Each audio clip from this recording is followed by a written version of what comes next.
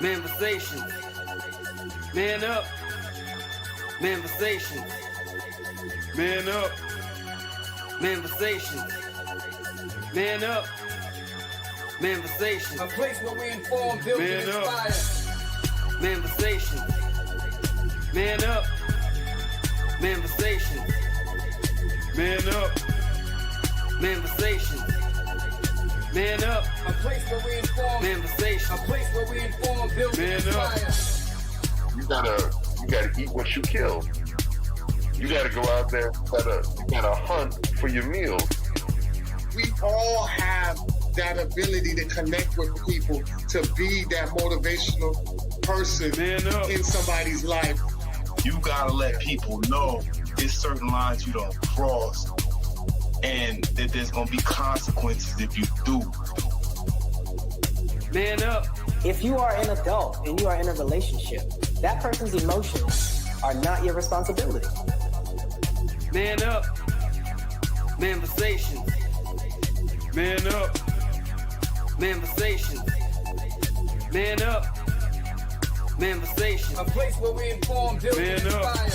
The devil, during slavery, destroyed the masculinity or manhood of the so-called Negro. No man. No man.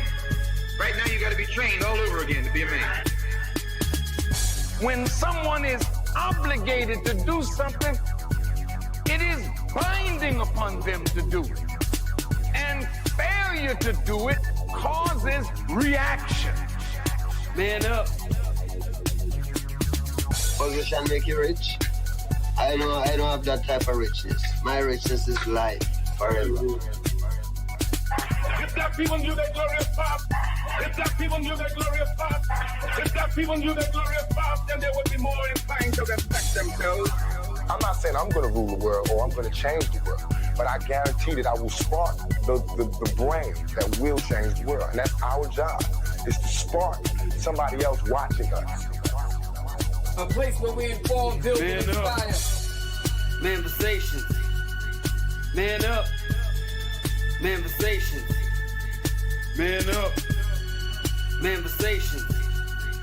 Man up. A place where we inform. Manifestations. A place where we inform, build, and inspire. You want to tell me about yourself? Go get your friends. I'll tell you who you are based on who your friends are. Don't just live and die. That's an ugly existence. Make your life matter, make your life count. Live a life where people can actually mourn you for the things you left behind, not just because you were around and existed. We need strong black nuclear family. Yes. Yes. That's what it is. Mother, father, son, daughter, all in the same house with a focus on the family unit as a whole. We had Tulsa, Atlanta, New Jersey, Detroit. We had Rosewood. We had Black Wall Streets all over. The Republicans aren't for us, but the Democrats aren't for us either. And we should have no alliance to any political party. We only have alliance to what is in our own best interest. A place where we inform, build, and inspire. Manifestations. Man up. Manifestations. Man up. Manifestations. Man up. A place where we inform. Manifestations. A place where we inform, build, and inspire. At the end of the day, as men in the community, we must stand together and be counted, because people look to us for guidance, leadership, and protection. And if we are not about that business, we are not on our job. Here we have grown-ass man conversations in the spirit of that purpose. Anthony Malcolm, Bobby Drake, Major Gage. We are. This is Manifestations 2020. Manifestations. Man up. Manifestations. A place where we inform, build, and inspire.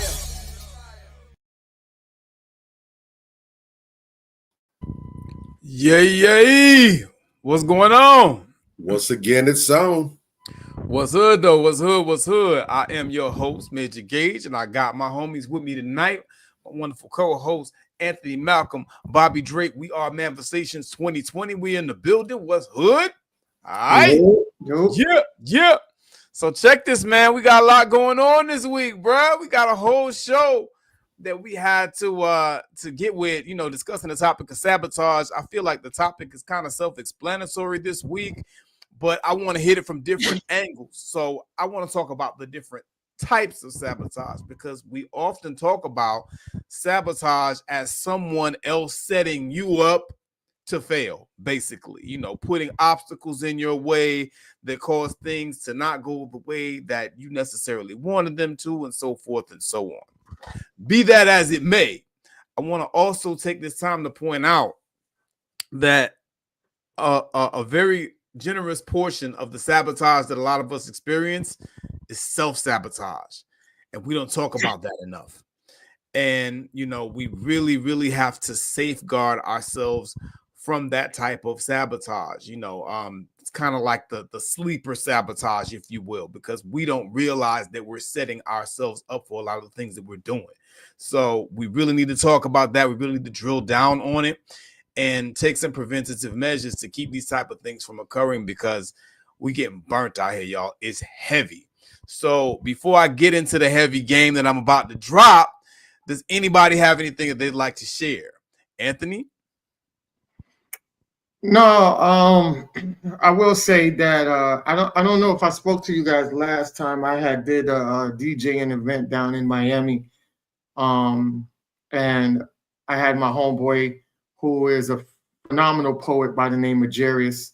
And during that time when we was doing the event, a little child who suffered from autism had ran off and ran towards the water, and all I heard was the mother say, "Stop." And I saw the little boy, and when I tell you, this little kid was blazing, like he needed to be in track because he shot out fast. As soon as I saw him shot out, I shot out right after him. Man, I was running as fast as I could. Everybody just standing around. He just as soon as he dove into the canal, I jumped and was about to dive in after him. Jairus dove in front of me, grabbed the child, and pulled him up out of there. Wow. And I pulled him and the child up out of the water together. So everybody was shocked and things like that. And I had got on the mic and I was like, look, we're all distant. We should be looking at each other as distant brothers and sisters. Right. Nobody should be sitting around just watching and stuff like that. No child is going to die on our watches. You see, this is my friend Jerry. Right. A long time. Yeah, right. And he was the one. He was the one who I got to host the event because the previous host wasn't available, so I got him on. And it just goes to show you that if you don't have friends, your friends should mirror who you are. Yeah. Remember, nobody told this man to hit it. He just saw me hit it, and he hit it, and he bow-legged, so he outblazed me at the end and dove in. But just to know that me or him was going to get that child out, that child was not going to go underwater or drown. Yes. So, I didn't talk about that last time, but that I just wanted it on my spirit to talk about it right now before we get into that, because I feel like we have this attitude as a community that we just look out for each other, and that's not what we were built off of. We were products of the village. Me, you, Bobby, and everybody else that's in our era was products of the village. The village looked out for us. Even the drug dealers made sure that they kept us out of the streets and told our parents, even though they was in the streets doing wrong, they knew that you was a better product for the community and society. So their sacrifice was to make sure, I'm going to do bad, but I'm going to make sure your ass don't do bad. So let me take your years and double them on my years versus you going out here and doing the dumb shit that I was doing. So that was a product of a village mentality. And I just wanted to exude that to the people tonight, man. Extraordinary work, brother.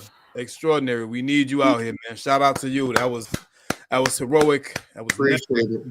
Yeah, and you was on code. That's what I'm talking about. That's why we do this. And shout out to Jairus. And funny enough, you want to talk about what's in the name. Yeah. The irony is that Ant was already locked and loaded. Jairus had a late start and still got in front of him. Funny thing is, his artist name, he goes by Quick the Poet. Yeah, Quick the Poet. That boy was quick that night. That boy was quick that night. So ain't that something? Yeah. What's in the name? I didn't know who the hell Jairus was, but I know Quick the Poet. Okay, now I'm with you. Okay, got you. That's a strong brother too. I like Quick. Yeah. And then one thing he said to the, to the people that was asking him, they was like, man, you thought so quick. And he said, one thing that I wanted to let one thing is I would want somebody to do that for my child.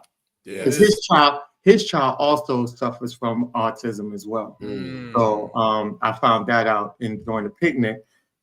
So he understood, like he knew, like, from a parent to a parent that's dealing with a child with autism, he knows how these children would react under that. Right. Umbrella. So I definitely want to big ups to you, big ups to Quick, but really quick, want to take 3 seconds to really encourage us as men in particular to get an EA Sports mentality. If you're not a gamer, if you've never played an EA Sports video game, every time they have a game, it starts off, they say EA Sports, get in the game. Get in the game, yeah. So I want to encourage us to not just be spectators and just see something happening, just sit on the sidelines, just watching. I want us to actually become active participants. Funny enough, I this has been like low-key bubbling on the surface of my mind. I wasn't going to bring it up tonight, but it was just there. I saw a video earlier where apparently there's some dude who he just, I guess, filmed. I've never seen him before. I don't know what his niche is, but he was recording this fight that was taking place between this dude who's beating up on this woman. I don't know if that was his girlfriend. I don't know if it was a random woman, what the case was. But it was a man and woman fighting. And this dude was just whooping on her. It was about 60-40. She was getting some licks in, but he was mainly just, smacking on her. He's just sitting there recording, talking about, I'm not going to call the police, but I'm going to record this. I have 1 million followers. They're all watching you right now. And some other dude walked past them fighting and walked up on the dude and said, hey, put the camera phone down, man. He's like, no, I'm recording. He said, put the camera phone down. You can see, dude, he pulled out a piece on him and said, hey, put the camera phone down. It's like, nah, stop recording this stuff. You see something happening, do something about it. Get involved. Now, the only gripe I had, because the whole thing reeked of goofiness, but my only gripe with dude was like, you talking about do something, you literally walked past the altercation with the piece, pulled down the dude recording. Yeah, there's that. Yeah. But outside of that, he was 1,000% right. Stop just seeing something about it. If you're not going to do something about it, go on about your business. Yeah. If you're not going to call the police, or if you're not going to call someone else to get involved or whatever, go on about your business. There don't need to be a damn crowd in the audience and you playing ESPN live, doing common play with commentary or whatever. Either you go shit on the pot or get above the pot, period.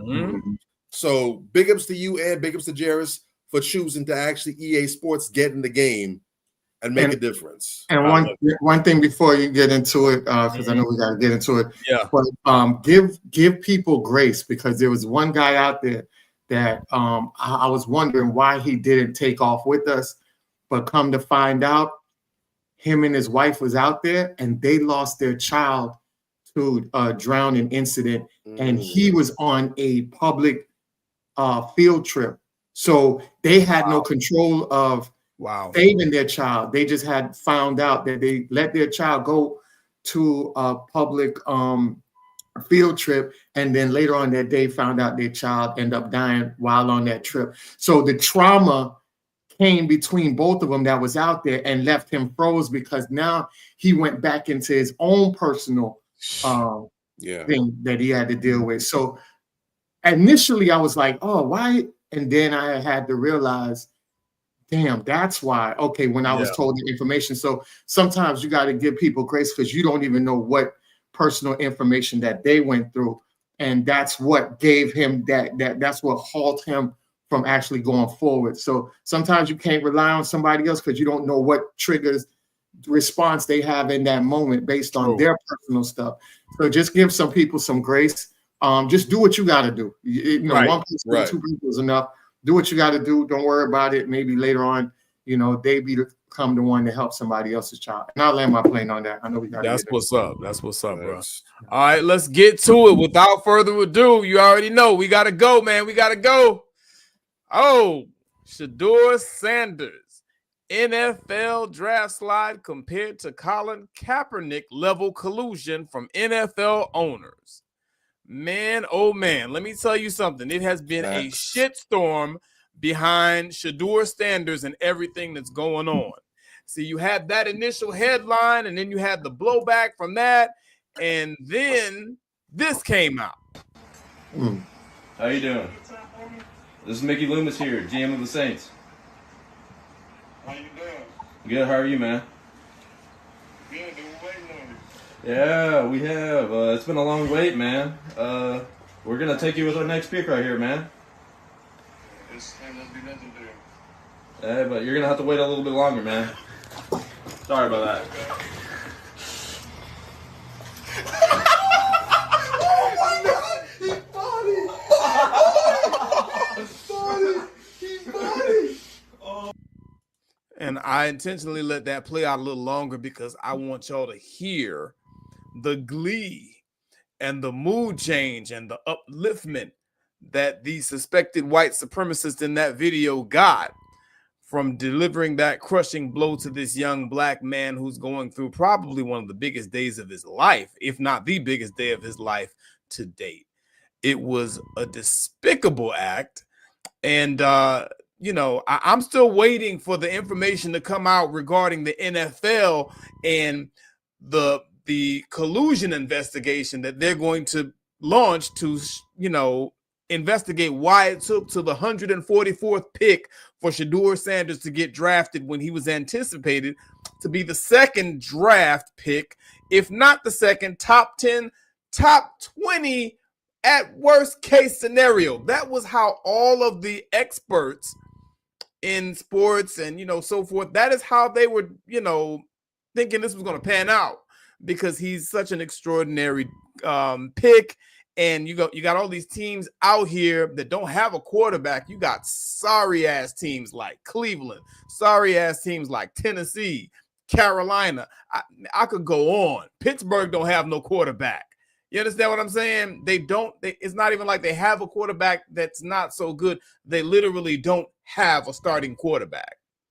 And you have a star quarterback here, and somehow he drops all the way down to the 5th round.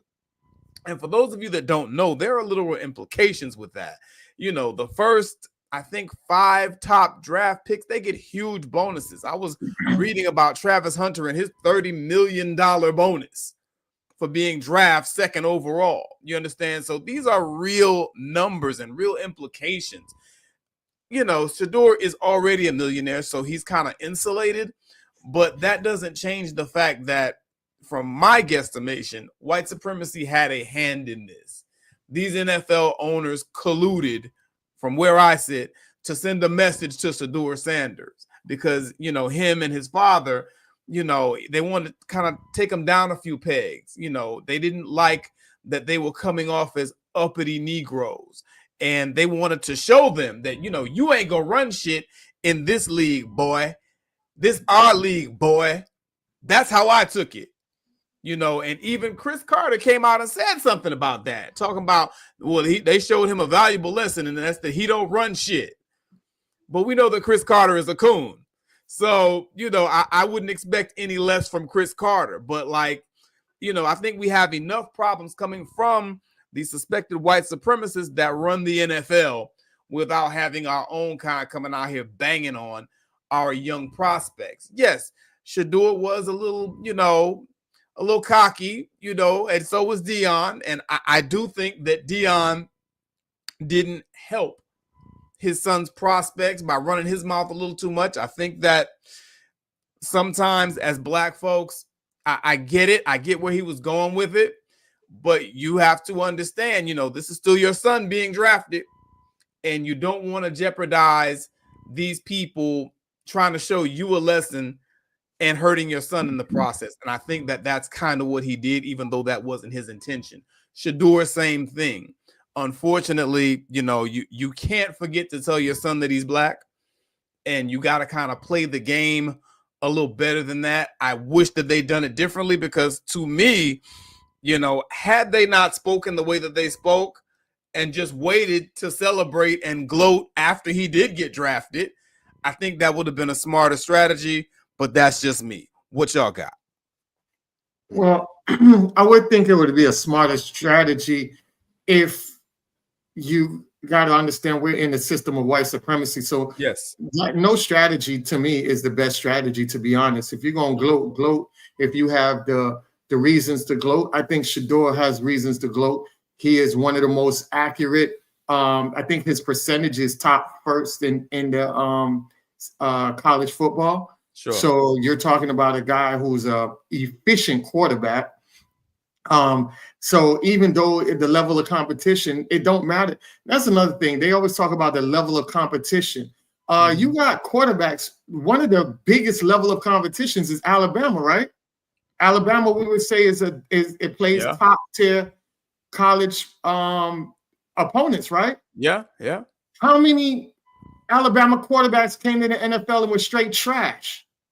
Facts. You know what I'm saying? You got, they play quality people, but they just do the bare minimum because all around the whole team is talented. So when you look at some of your best quarterbacks, remember, Brady came from Michigan, and Michigan wasn't even nowhere near up there like that. Right. He was riding the bench on Michigan. You know what I'm saying?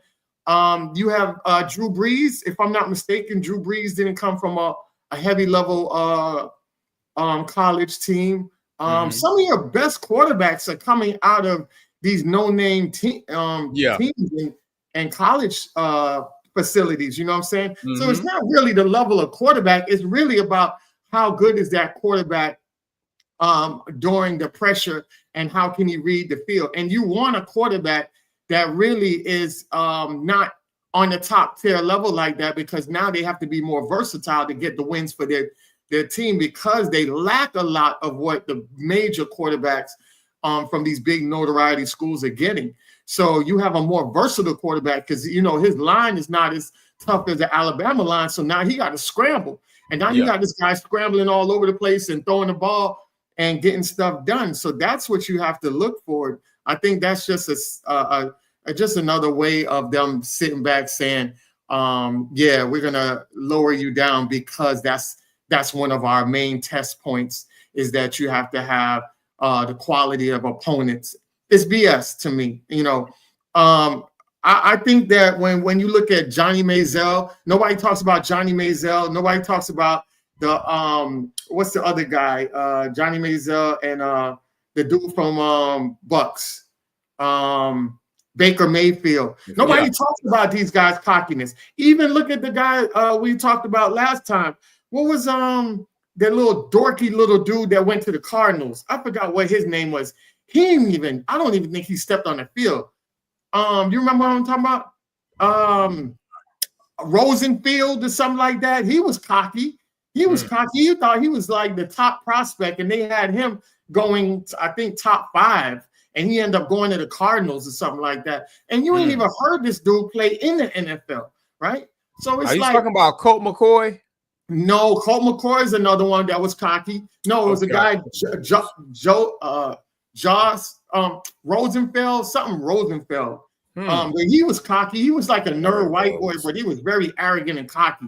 And he came out and he was top ranked, and you didn't hear nothing. Dog, you couldn't even tell you 5 games this dude played in. So he came and gone in the NFL. You know, when it's white people come out here and they're cocky like that, they don't get the backlash that the brothers do. It's always that you got to push them down. You got to play on their hype. You got to play on their confidence, because that's what white supremacy always does, is try to down their presence.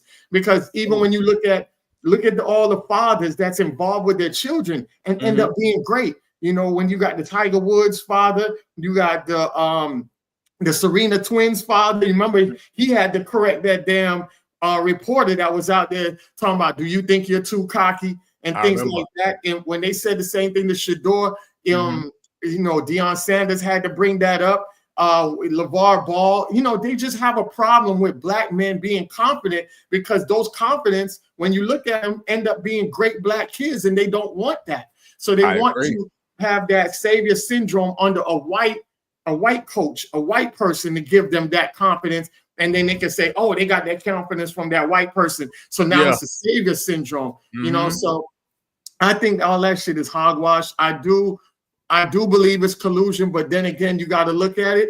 They had collusion with Colin Kaepernick, and you've seen how all that collusion played out.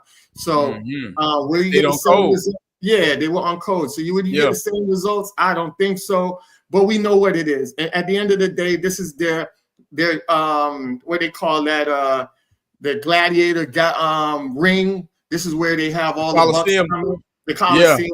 They have all the bucks come in. You're playing on their stage. Right. If you want to gripe about it, if we want to make change, we need to go back to the Chitlin Circus. Like I always say, go back to the basics, forget their whole thing, and watch everything collapse. One of the most powerful memes we have out there is where you have the table being on the backs of black people, and the meme says all you have to do is just get up and the whole game crashes, right? I think we have to get back to that mentality, and I'll land my plane on that. I agree. And listen, I'm totally with you 1000%, bro. Like, I'm totally with you 1000%. My only thing why I say it was still a mistake, that they were cocky, but they were the things that they were cocky about in particular. They were cocky about the draft. Shador actually said, "Don't pick me if." You don't say that. You know what I'm saying? Like, you don't give them a reason, is basically what I'm saying. Deion actually said, he won't let him play for certain teams. You don't do that. You know what I'm saying? You celebrate after, but everything that you said is spot on. That, the white supremacists, they're going, when you give them that, they're going to take it and run with it clearly. And white supremacy is clearly more important than winning, because there are some sorry ass teams that still don't have a quarterback and passed on this man for 4 rounds before he finally got picked in the 5th. Bobby, what you got?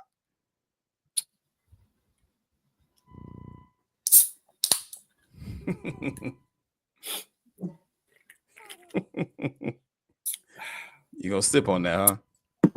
I don't know what y'all talking about. Collusion. Sure you don't. Sure you don't. Collusion. Collusion. What collusion? Don't you know that Colin Kaepernick the first fought and ended this issue? There's no collusion. I know, right? Don't you remember how that happened? Oh, yeah. Colin protested. He took the brunt of the burning spears and everything. Yeah. And then good old G.A.U.G.E came. And healed the world. Moves. Making chess moves. He went ahead and backdoored Colin Kaepernick. He backdoored Jermaine Dupri. Yeah. And he became the new DJ of the NFL. Now we get black music playing in stadiums, and we get primarily black and urban halftime shows. So everything's all hunky-dory. What are you talking about? Yeah. What collusion? You're ungrateful is the problem. That's what the issue is. You're ungrateful. All of us are. Enough of that horse shit. First off, jumping back to that though, let's bear in mind, for those who forgot, this is the same exact NFL, the Niggas Felice Plantation, that has been around forever. This is the same Niggas Felice Plantation that Colin Kaepernick took a stand against. The same exact one. Nothing changed. Right. Nothing has changed. The same one that supposedly people were boycotting, or I'm not watching this anymore, and only took 1-2 seasons for people to fold on and everything. So you know, yeah, yeah. Because boycott, okay, yeah, sure. Including Kaepernick. We see what the resolve of the tenacity on that was about, but I digress. People get it twisted when they see these organizations and don't understand what is really going on. If you do not understand racism, which is white supremacy, what it is, and how it works, everything else that you know will only confuse you. Facts. You pointed out perfectly. There's a whole heap of teams in the NFL that have sorry ass quarterback positions. Oh, yeah. When you look at the depth charts and you look at the number one, who the number one is, the number one just several years ago would have easily been the third string on those teams. In fact, for the past 2 or 3 seasons now, and I'm someone who doesn't really follow the NFL that deep, but even I see what's going on. For the past 2 or 3 seasons, we have had a resurgence of the backup quarterback. There's been a whole bunch of second string and third string QBs that have gotten plugged in and have had surprising success. Not really on par with elite level play, but they've had surprising success. They've called back players already out the game. They got Joe Flacco off the couch, and he did surprisingly well considering the fact that he has been out there playing reps and everything. They got your Sam Darnolds and everybody else. All these quarterbacks that never would have budged in a draft now are getting shoved in the starting QB slot because that's how weak the position is. You really only got about 5, 6, if you want to be generous, you can say 8 really elite, top of the line quarterbacks. And after that, it's every man for himself. You're basically trying to plug and play whoever's not injured that week. Facts. That's how it is. Shout out Brock Purdy. Go ahead. So the very fact that you have all these teams getting on code from coast to coast and saying we're going to pass on the obvious, far and away number 2 QB of this draft indicates that this isn't about business. This isn't about money. This is about towing the line for white supremacy. All facts. Yep. This also goes to something else that I've shared before where I've talked about brain typing. Again, if you grew up in a black neighborhood, if you grew up in the hood, every single one of us, almost without exception, knows of 1 or 2 cats that are elite level talents. They could have easily been a starter for anyone's NFL team. They could have been a starter for anybody's NBA team. If the local franchise would have open tryouts that day, that person could have walked in, and if they didn't smoke everybody out there, they'd have given everyone else a run for their money. We all know that. So the question is, okay, well, why aren't these guys picked up? Were they eligible? Did they get any legal trouble? No. They just got overlooked? Yeah. Well, why is that? How can that be? These sports leagues and other places will engage in brain typing. They look at the people that they're dealing with and they try to figure out, I want to know how this person works up here. And they begin doing this from at least the high school level. They put whole profiles. They have scouts trained to ask questions of the coaches, and the coaches and all those other people are in on it too. So it's not like it's some kind of top secret thing. You want to talk about collusion. This goes way deeper than just the pro levels. They build a profile on these players and find out who they are, what makes them tick, how malleable are they, can we control them, do they listen, are they independent, strong-willed, do they toe the team line, do they go along to get along? Is this person going to have their own mind to think for themselves? They do not like surprises. They've been doing this for centuries. If you look at the records of these slave ships and these slavers, they actually had places in Africa mapped out of where to go and get certain African people for slavery. They knew that there were places you don't go to. They said, well, we can go to the Western Coast. We can go to Ghana. We can go there.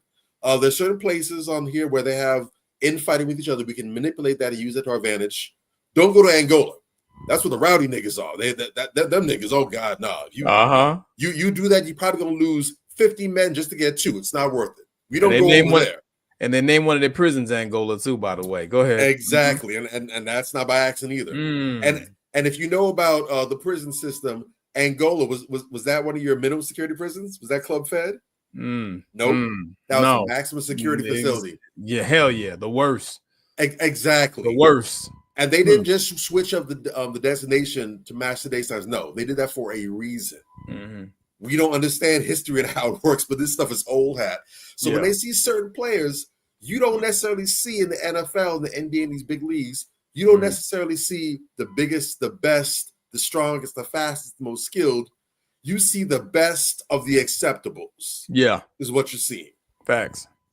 Well said. Well said. Now, a brother like Colin Kaepernick wasn't supposed to get in the league. It just so happened that he didn't start thinking that way until he met his girlfriend, Nessa, at the time. And she started speaking to him and started educating him. And he started seeing what the deal was. And that's when he made that change. But before that, he was safe. How about that? Ain't that this something? Colin Kaepernick would have never got picked up. And that's part of the reason why they didn't go and bring him back in then. Right. Because they don't want, now that we know who this is, we already got him out. Yeah. We're not going to bring the cancer back in. Right. Who goes and volunteers for stage 4 cancer? You beat cancer? Yeah. Want stage 4? Do I? No. Yeah. So, and he was the perfect story. Exactly. So when you see what's happening with Shador and them, it's not an accident. Also, really quick to touch on what you said about Shador, and this is how insidious, again, multiple levels of infiltration of white supremacy. Everyone, the number one critique of Shador arguably has been attributing him talking about, don't pick me up if you don't want me to go and change your culture, your team, whatever. That's actually not how that played out. If you go back and watch the clip, because that wasn't an interview, that was during a press day. Yeah. If you actually go and watch that in its entirety, Shador didn't say none of that. It was a reporter who asked him and phrased it like that. He's talking about he's like, you went to Jack State, you changed the culture. He's like, okay. Yeah. You went to Colorado, you changed the culture. Everywhere you go, you change the culture. Right. What can an NFL team that wants to pick you up expect that they bring you on board? And that's when he said, well, I'm looking to change the culture. Look, don't pick me up if you don't want to make a change. In other words, if you got a soggy ass franchise, and let's face it, if you're one of the top 10 teams drafting right now, you're not up here as high because you just won the Super Bowl. Your team is ass. Yeah.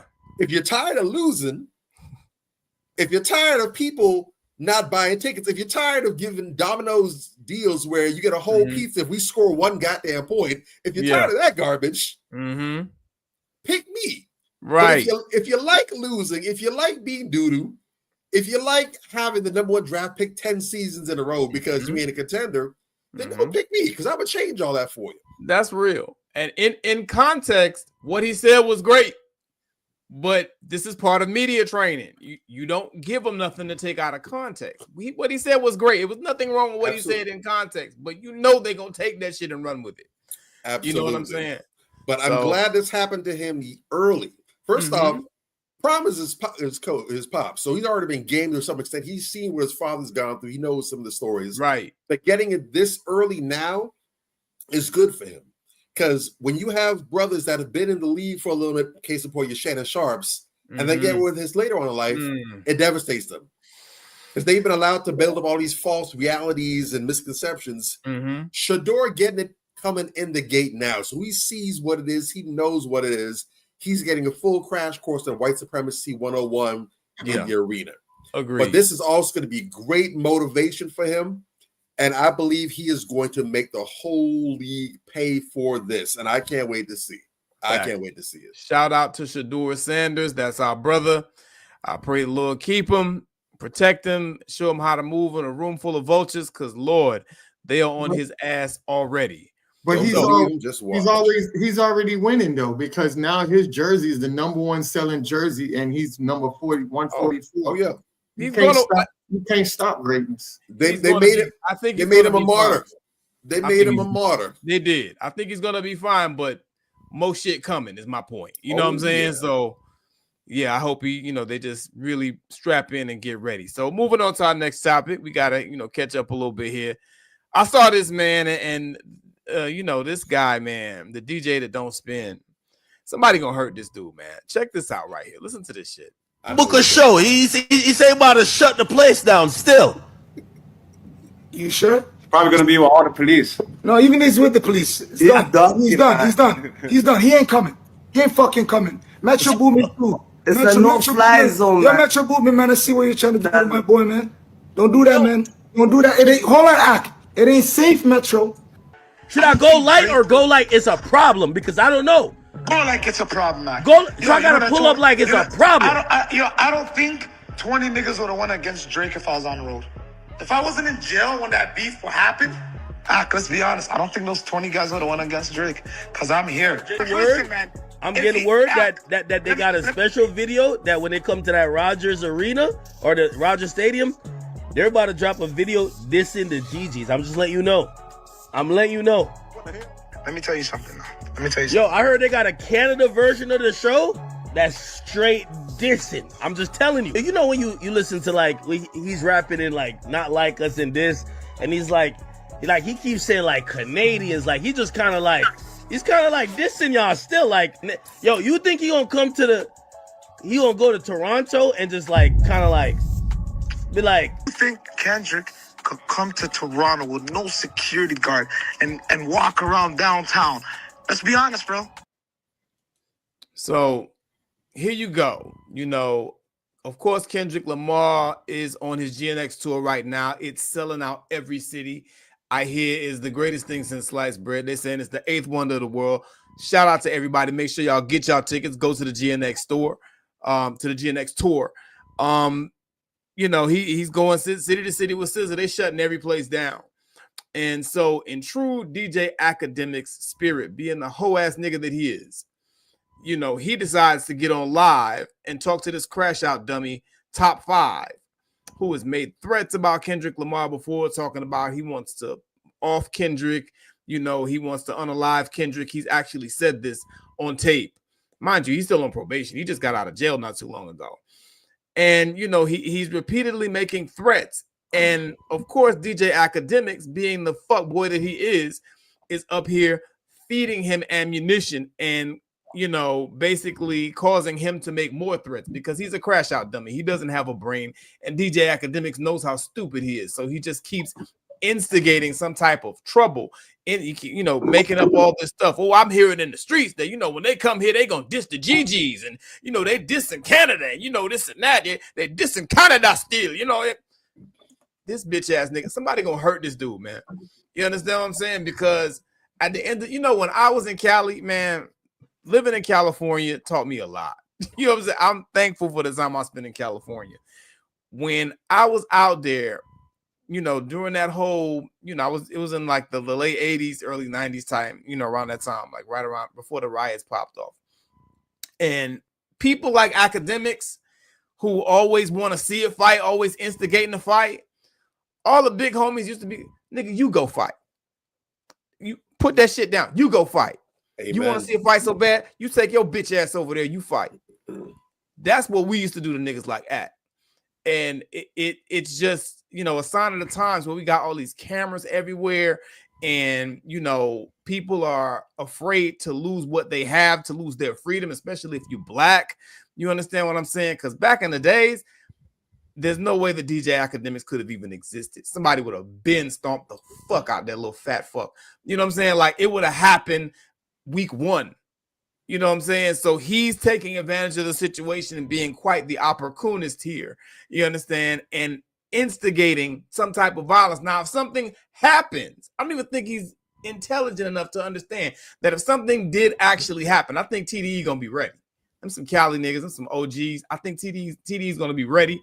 They're gonna have security extra ultra tight when they're in Toronto. But if something did happen and Kendrick or anyone else was hurt, I don't even think this fool realizes that he could possibly be culpable.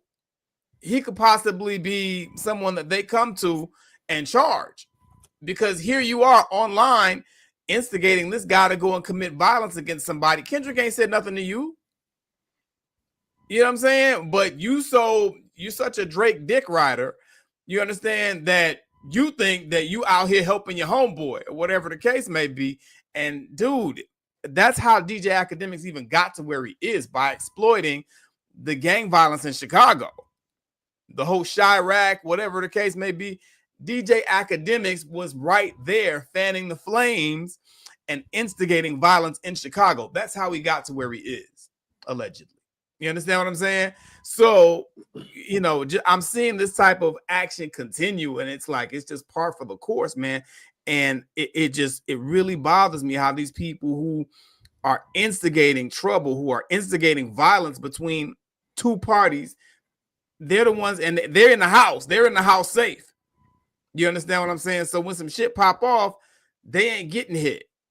That's why people have gone up to DJ Vlad's spot. They checked him. You know what I'm saying? Tariq Nasheed went up to Vlad's spot and G checked him because here he is instigating a beef between Tommy Sotomayor and Tariq Nasheed, allegedly. And, you know, when everybody goes home and they're back beefing, he's safe in his office. You know, we need to make it so that it's not safe for little fuckboys to get out here and do shit like that. And that's where I stand on it. What y'all say? I really don't have any much to say about DJ Academics. Dude been a fuckboy. One thing I did talk about before is that my cousin, my first cousin, is that we done had multiple experiences and being together. We're close. That's his good friend. Yeah. Like, he looks out for my cousin. You know what I'm saying? DJ Academics looks out for my cousin. Yeah. My cousin knows that I, rap and things like that. And he been years ago wanted me to put down with Academics. And I told him, I don't fuck with Academics. Yeah. And I told cuz, I said, I love you, but don't get caught up in this shit, because bullets that could be meant for him might be meant for you, bro, because you might get caught up in the crossfire, man. So, when I think of DJ Academics, the first thing I think about is my cousin, hoping that he don't hang around him in the wrong time, wrong place. Right. I don't respect dudes like that. Never have respected dudes like that. It's that goofy, dumb nigga era where you have a lot of these goofy niggas that's getting fame, going viral, and also getting batteries pumped behind their back from, might be financial sources to do that. Because when you look at it, it's a lot of things Academics should have got charged for, and they just left them alone. So that right there lets me know that's some oppie shit. And my antennas are up on a dude like that.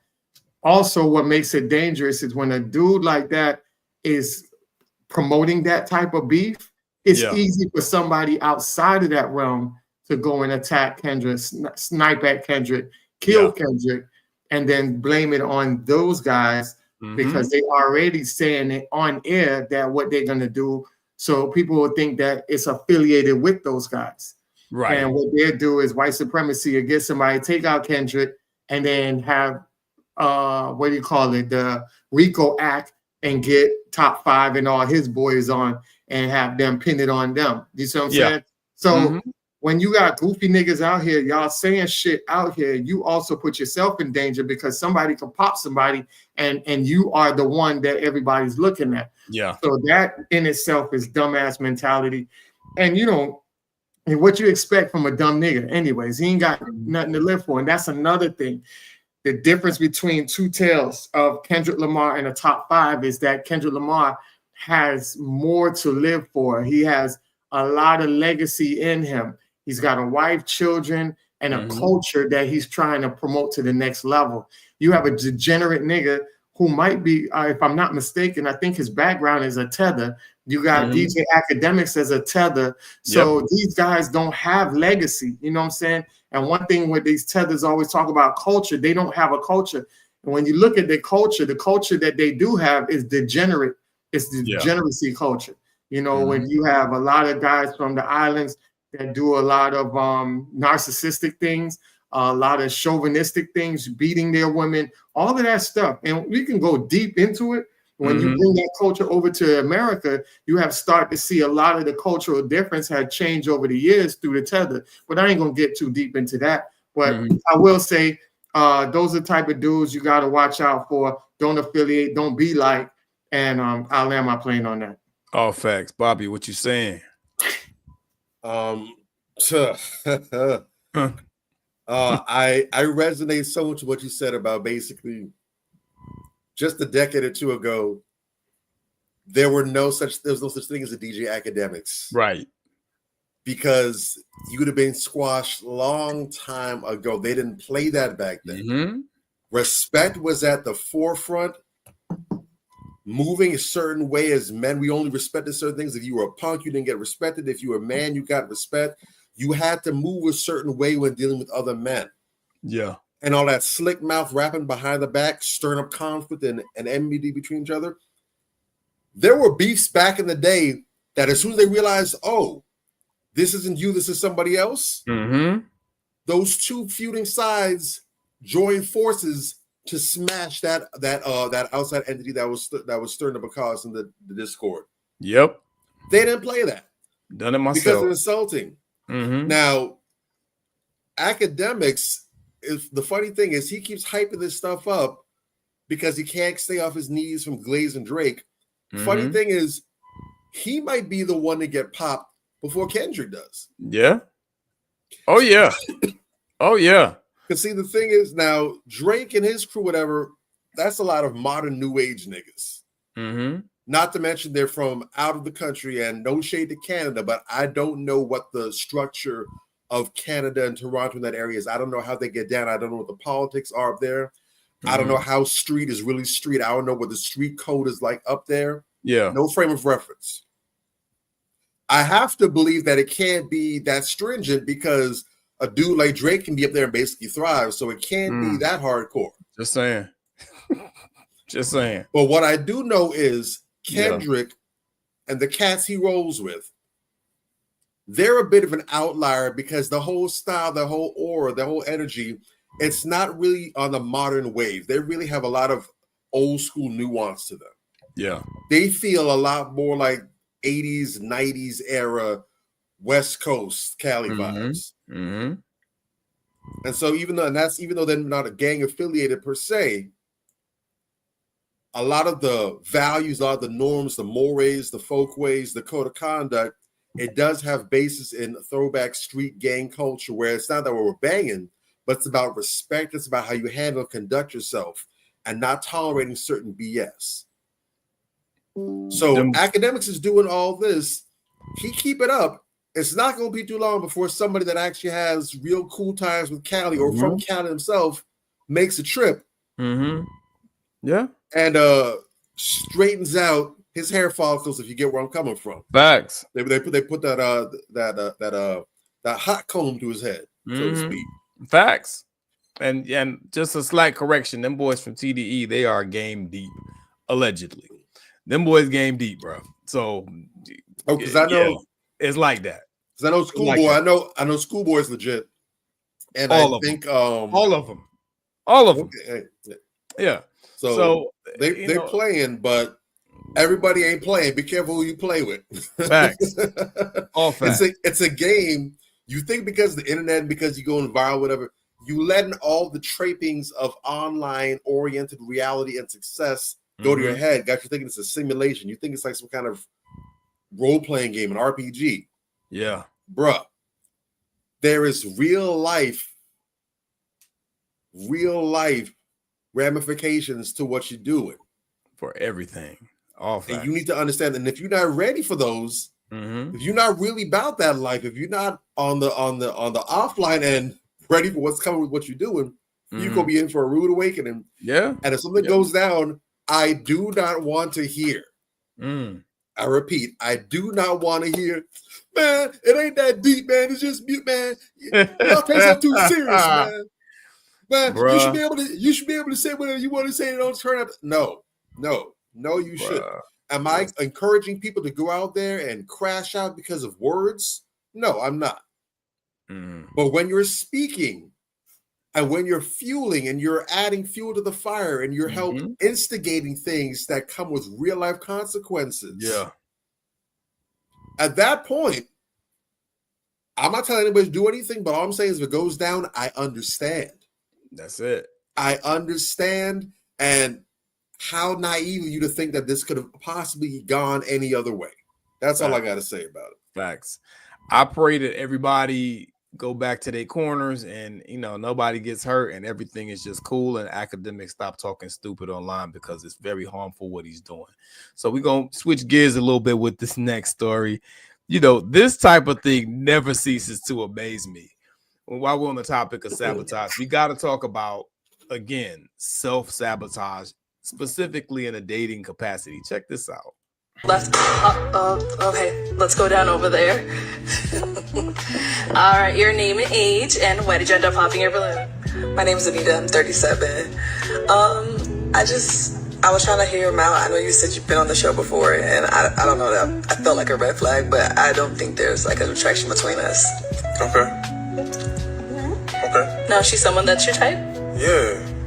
She's my type. Definitely, I like her skin tone. I like dark skinned women. She's beautiful. You know what I mean? And I like the fact that you got braids. Like you're embracing your yeah. Oh, I'm shocked, man. I didn't think you were attracted. Why are you shocked? I don't know. I didn't think I was his type.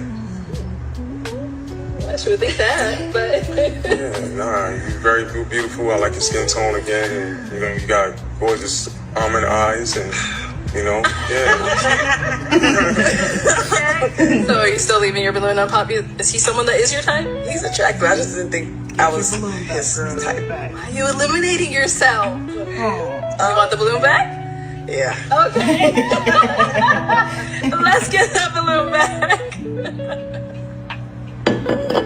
Okay, we'll be back. Let's head on this way. So this type of shit makes my head explode.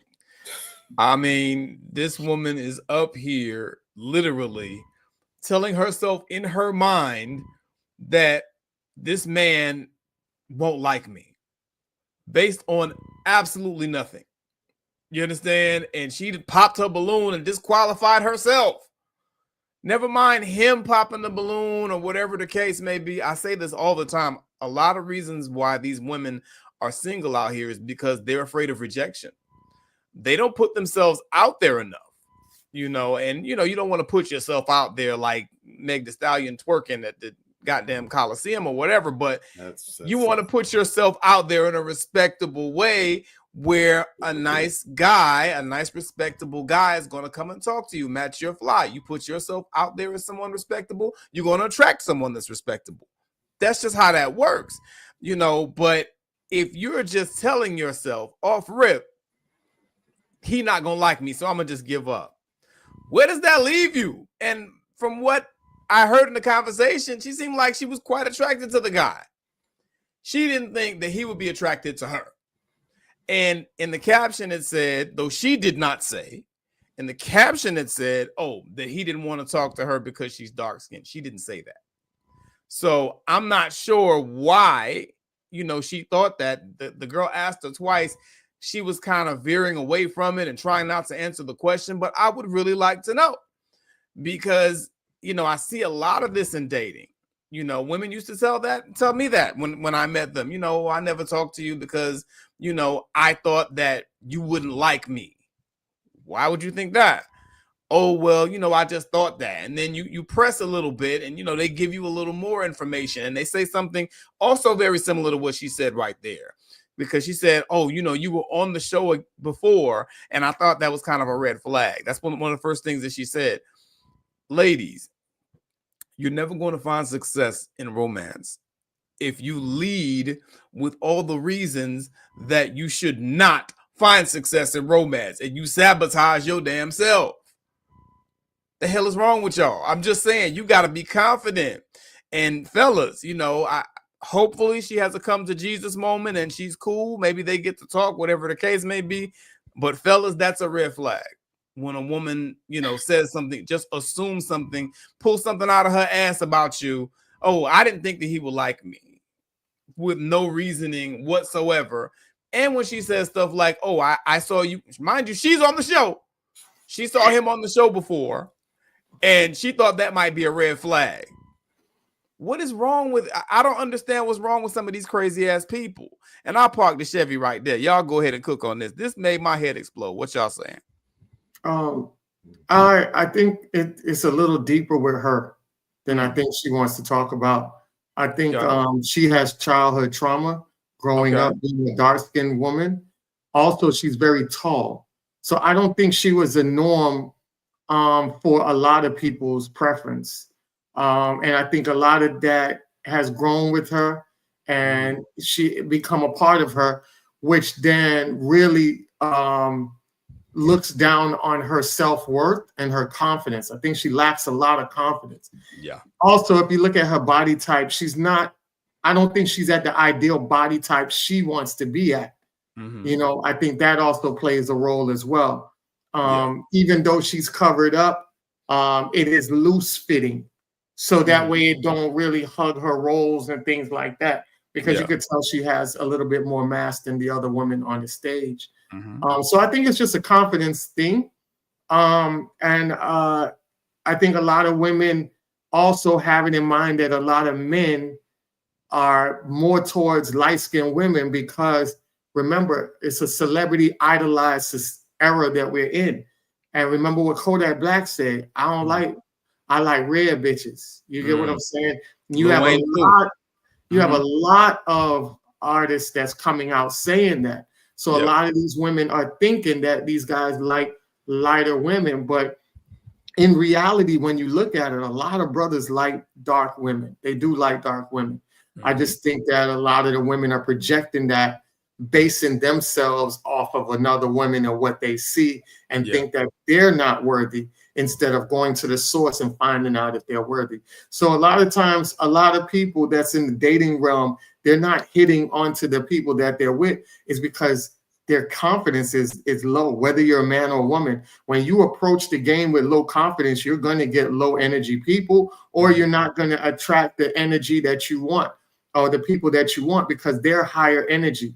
So you got, look at all the ugly dudes that, you know, I grew up with, and remember all the ugly dudes that y'all grew up with. The ones with confidence and the ones without confidence, you could see the big difference in their dating skills.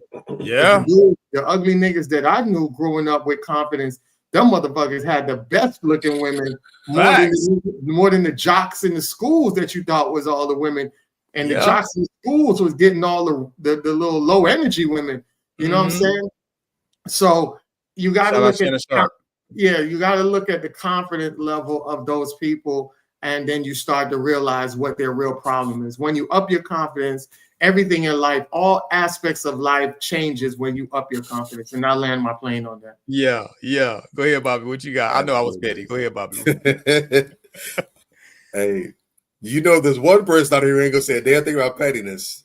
That guy. No, I felt like you, Major. I literally, I didn't see it. I felt my eyes roll in my head. I wasn't conscious. I just felt it. But not for any negative reason. I actually felt bad. My heart goes out to her. Yeah. Like you mentioned, like you guys both touched on, this is clearly a sister who has some self-esteem issues, some self-worth issues. And she responded in truth the way a lot of women do. Now, it just so happens that in this case, she's on a game show where there's a balloon, and you can pop the balloon, what happens? She popped the balloon. But there are a lot, and I mean a lot of women that quote unquote pop their balloon in real life all the time because they cannot handle rejection. You know, it looks goofy to us as men, but and perhaps it was just a few of them. It would be one thing we could just kind of dismiss it, but we really owe it to ourselves, to the ladies, and to society as a whole to really properly observe our environment and really pay attention to certain things and just don't brush and dismiss certain things off. Right? A lot of women suffer with self-esteem issues, low self-esteem issues. Yeah, they do. And a lot of it is because that is purposely forced upon them. We live in a society that is, and I'm not going to go into the whole capitalism is at the devil, capitalism is the... I'm not going to get in that whole diatribe nonsense, whatever, because I had no issue with capitalism. It's a system like anything else. Right. And like anything else, it all depends on how people use it. I've seen people use capitalism to do great good. I've seen people use capitalism to do great harm. It all comes down to the practitioners. If you want capitalism to be a system that's more positive, then you need to take your so-called positive ass in there and go ahead and get busy so you can use it to make a difference. Stop whining and get, again, EA Sports, get in the game. But a lot of people who will use capitalism in the system that causes people to buy and be compulsive shoppers, they invest a lot of money. This is not accidental. They spend a lot of money in research and marketing, trying to figure out how to get people to behave and act in certain ways, how to buy certain things. There's a lot of propaganda that goes out to make women feel as though that they are inferior, that they're not enough, that if they just buy this, if they use this, if they wear this, they will be, they will feel, they will perform. There's a lot of that that goes out there. And so as a woman, if you're able to genuinely have high self-esteem and actually like who you see in the mirror and be comfortable with yourself, you're a freak of nature in the best way possible. You really are. You've been able to brave all the negative propaganda being thrown your way and still like who you see. That's amazing. Most women aren't going to have that. Mm-hmm. And unfortunately, she's a dark-skinned sister, and her skin is amazing. Just like he said, he wasn't wrong at all. Whatever. Beautiful sister. Yeah. But I would imagine that based on the media that she takes in, the people that she's attracted to, and or past experience that she's had with men that she's dealt with or been around, all that has played a part in her with thinking that, when I see a man, or if he looks a certain way, he's not going to like someone like me. He's going to want someone who's light skin. I think skin tone was what she was getting at. I don't know where they got that from the caption, but I would assume that's what she's talking about as well too. She thought that was going to be an automatic no-brainer, so I'm going to disqualify myself before he gets a chance to do it. Right. All facts. We need to spend more time pouring into each other and being positive with one another. It does not cost much for you to compliment a woman, give her tell someone to put a smile on her face, whatever. I do when I get the chance, and I'm not just trying to get something out of it. I do it just because I like making people feel good. I see nothing wrong with it. And also, I'm honest. I'm not going to say, "Oh, you look great," or "I like that," if I don't feel the way. No, if I don't think you look great, I'm just not going to say anything. Yeah. Or if I want to compliment you, I'm going to find something that I like to compliment you on. I'm going to find something I like your shirt, I like your blouse, I like your style, or whatever. Yeah. I've seen women's eyeballs drop out their head when I say your shoes look amazing, or I like your nails. Can I see them? Like, oh, you serious? And then they expect me almost to ask for the number or something. Like, no, I don't want your number. I'm not interested in you, ma'am. No disrespect. No, I'm just saying I like what I see. It's like, that's what's up. Oh my God, wow. It makes a difference. It does. It really establishes your humanity and theirs, and lets them know, hey, you know what? There's a bunch of dickheads and assholes out here, but there are good people in the world still. That costs nothing. Facts. So when we see these things, when we see women constantly pouring into things like affirmations and all kinds of these posts and stuff they do where they have all these little positive messages, whatever, it can be easy for us as men to just laugh at it and say, why do they keep doing this stuff? But again, we don't understand the pressure that exists on women to just simply exist. And it comes from men and women alike. So if you have a chance to alleviate that burden, do it. I swear to God, it's not going to cost you anything. And if anything, it's probably going to make you feel better as well when you see the results that comes from it. You hit on something very key right there. And I want to make sure I jump on that while you just said it. You were talking about, pressure that people put on women. And I don't think there's any video that illustrates the pressure that people sometimes put on women, the pressure that women feel better than this. Check this out. To go spy, because why not? Why not? It's Friday night. We ain't got shit. 3 shots in, 2 drinks in, a couple of free drinks in. Right. Why not? At this point, like, we might as well go check up on you, girl. Like, how you been? You look so good. Right. Oh my God. What you I love that top on you. Wow. Yeah, you look so good, girl. We'll check in soon, babe. It wasn't me. Come in. It wasn't me. It wasn't me. Oh, I'm glad. Got the most genius idea. To up the stakes, we're gonna send her a drink and say somebody sent you a drink. Not the bartender say somebody sent you a drink. Not the man, not the girl. They say you look so good tonight, they gotta get you a drink. Okay, you got it. You got it. Okay, maybe just somebody sent you a drink. They're sending the drink over right now. This is French 75. Yeah.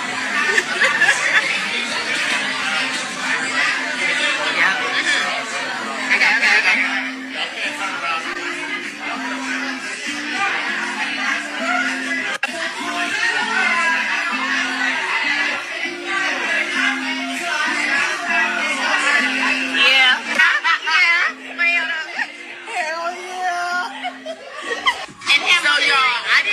That the girls was there until like after the drink landed at the table, and so boy, like G.A.U.G.E real touchy. Man, you looking around trying to figure out who's in the drink. He's like, oh, niggas think I'm sleeping. So eventually we left.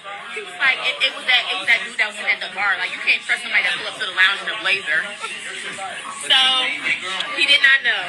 He didn't know. Keep the niggas on their toes. On their motherfucking toes. So what? Explain that to me, because that shit got my head Listen, it should, because the whole bunch of bird brain antics. it's a whole bunch of bird brain talk. I didn't get to the babble. last minute. It was hurting my head too. It's supposed to hurt. These women followed. They knew that where their friend was going for a date. They follow her out to the date to spy.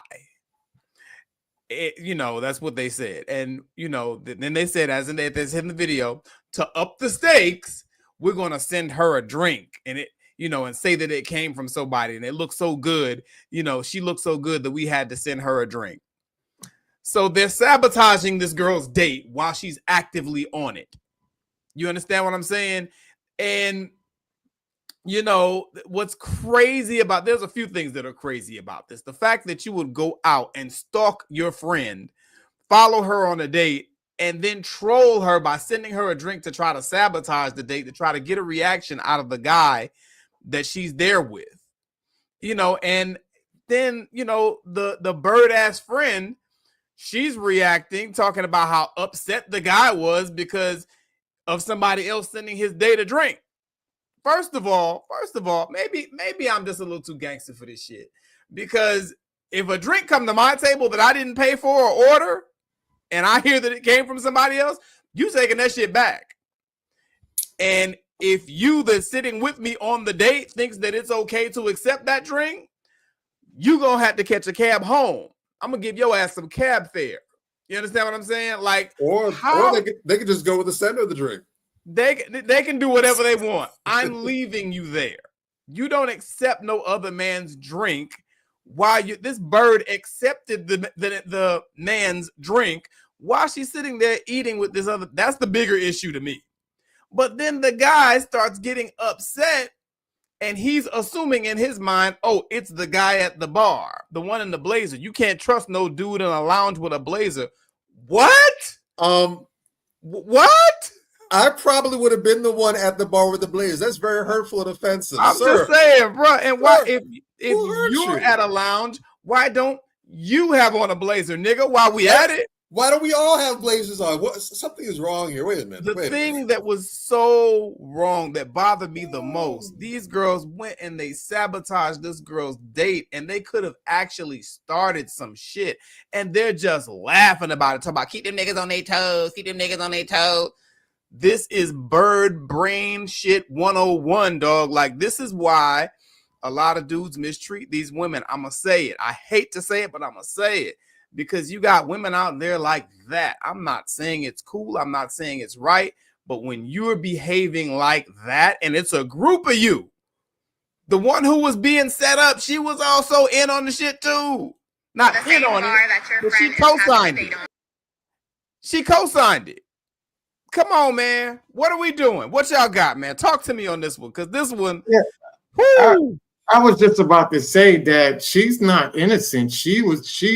They must have had a collusion on this before they got there. This was she said she didn't know. She said she didn't know. She said she didn't know, but her reaction says something totally different. No, because you don't co-sign something you don't know like that. Which is real quick. She said that she didn't know that they were there, whatever. But she looked up when the drink came. She started looking around. Then she saw them at the bar and recognized and realized they must have done that or whatever. So she thought it was cute afterwards. Yeah, this is an antic that they done talked about. They done did before, and it was something she knew that if they done it, it probably would get the guy. They were trying to get the guy to be like, oh well, he sent you that. Let me up it and do this for you, to try to outshow the next man, and it backfired. But it also, like you said, it could have been very dangerous, because now this guy's projection is, I'm looking in the room for somebody I think has enough money to do that. Yeah. And hopefully his mind, niggas with the blazer is the one doing it. And he could have went up to the dude in the blazer and started some shit just by initiating with the guy in the blazer. You don't know what type of time he on. Because he feels like you coming up here with some bullshit, nigga. You disrespecting me. And then you got women around. Now that heightens up the altercation, because nobody wants to seem like the little punk in front of some women.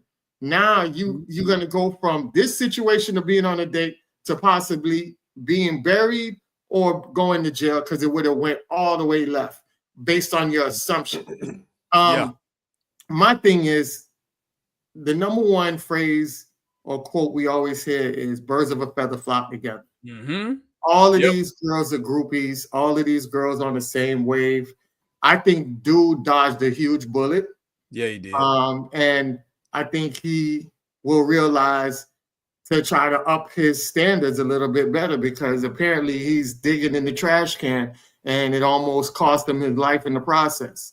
You know, with these women, I don't think these women have any good intentions for their homegirls, either one of them. I think it's just a goofy era that they're going through. This is their whole phase that they're going through, and they're changing to a Christian women or Black China later on down the road. So these women, I'm sorry to say, it's to me, I just don't. My head was just going crazy trying to understand the concept of why would you even do some dumb shit like that. And this bullshit. Yeah, and it's just, you know, small-minded people do small-minded shit, and I land my plane on that. Yeah. Bobby, what you got? We almost there, bro. We almost single women keeping other women single. Man, oh man. It is a tale almost as old as time itself. But yeah, you notice how they had the time to go and do that because ain't no one checking for their asses. The one friend that may have possibly had a chance to break out of the jail of singlehood, and here go the hating ass friends. Bitch, no, you don't. Come back here and twerk with us. Yes. Ridiculous. Nonsense. Look, ladies, a lot of y'all have friends like this. Friends in quotation marks. You have women around you that do not want to see you doing. Maybe they want to see you happy. They may want to see you doing good. In fact, I would say in most cases, those women will actually want to see you doing good. Problem. They don't want to see you doing better than them. Yes. Say it again. Or they don't want to see you exceeding them in certain areas. They don't care if you get another promotion at work. They don't care if you become a CEO, if you start your own business. They don't care if you get promoted to vice president of your company and they're still, you know, at Wendy's flipping burgers or still a cashier at somebody's store. They don't care about it. They're happy for you, girl. Yeah, they'll celebrate you. Right. But God forbid you find a halfway decent man before they do. It's a wrap. Oh, now all of a sudden, she thinks she's better than everybody. She got a brand new job. You know, she got a new car. Yep. You know, she's still a kid free, and now she got a man. Oh no, that's where we draw the line. Lights out. Be careful of that. Be careful of that. And one of the great ways to tell what it is that they're holding you to that ceiling with is what do they commiserate with you about? See, these are the same women that are commiserating about men. Real ass bitch, give a fuck about a nigga. All this kind of nonsense, anti-man hating stuff. And deep down inside, it's killing them. They ain't got nobody. It's killing them. Yeah. They talk all that anti-man nonsense because they can't get one. But if they got one, all that will go away the next minute. Done. Yep. Gone out the window. But if you beat them in the foot race, they will hobble they will put a shotgun shot right through your ankle bone. Facts. To make sure you can't eclipse them. They'll throw a bear trap out in front of you. It's painful to watch. It's painful to watch, man. Got they to watch really that. It's sad, bro. But this is where we are. It's where we are. This is one of the reasons why you need to reevaluate your circle. And you need to start looking for some commonalities. I'm not telling you to necessarily ditch or toss people all the way away. Yeah. But you might want to reorganize or restructure some. You might have your close friends with 3 or 4 people there. You might have some associates. You might need to swap out an associate with a close friend. And you need to find people that are where you want to be in life. If you're looking to be married, and not just married, but in a healthy, happy, functional marriage, you might need to start making some friends with some married folk. Yeah. Get you some homegirls or get you some homeboys for the fellas as well, too, that are married. Listen to the good game. Listen to how they deal with certain relationship issues in their household. And then you're going to start bumping into more people because, again, birds of a feather flock together. You hang around a bunch of married folk, you can start bumping into other married people and marriage-minded people. Right. And that's how you make the connections. You know, funny stuff for those who are younger tuning in and watching this. This might sound crazy, but back in the Badlands, in the bad old days, you know, in ancient history, when we had rotary phones and, you know, cellular device with these big ass bricks that you had to pretty much get a backpack for. Back in those ancient times, you know, we didn't have online dating. We didn't have Facebook dating or Tinder and everything. Yeah. We actually were outside meeting people, but get this. The number one way that people hooked up and got together were through mutual interactions. Hey, my brother's single. Hey, my homegirl is single. Yeah. Y'all should talk. And they met that way. So What a concept. I know that's a foreign. No, I'm not being facetious, but I'm also telling the truth. Seriously, I've looked at the data recently. It showed that just 10, 15 years ago, the number one way most couples got together was through church, was through school. And I think the number one way I think was actually through meeting through parents or through mutual friends. Right. The number two way was school. The number three was church. Mm-hmm.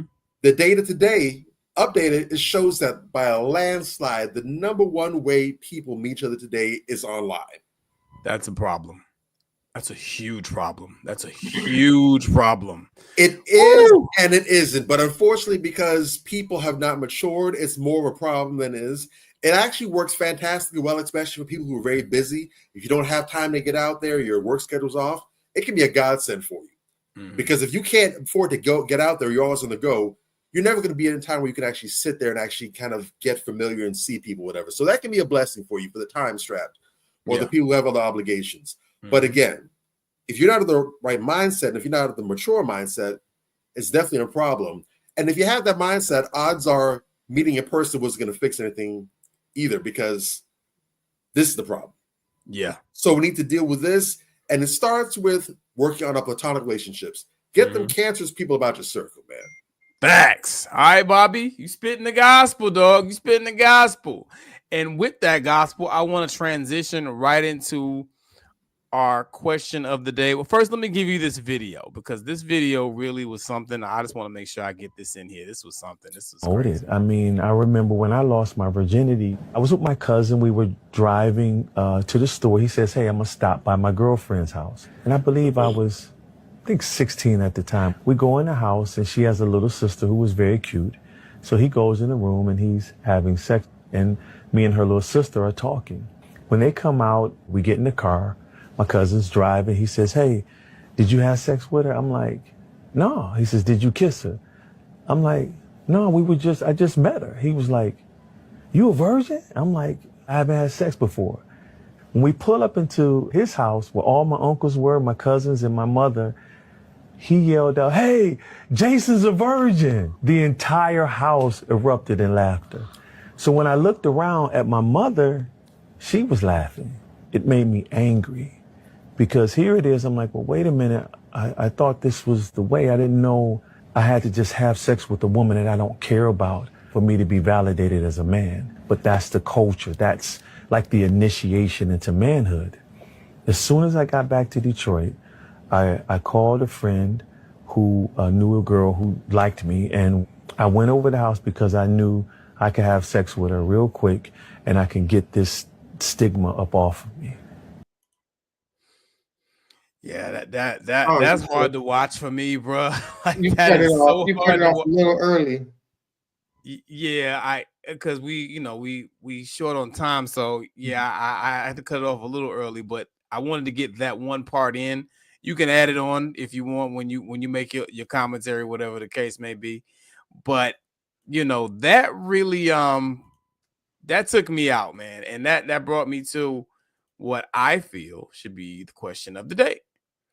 And the question of the day for me is this: how do you deal with friends or family, in this case, family and friends, that set you up and sabotage you? How do you move forward after that and go?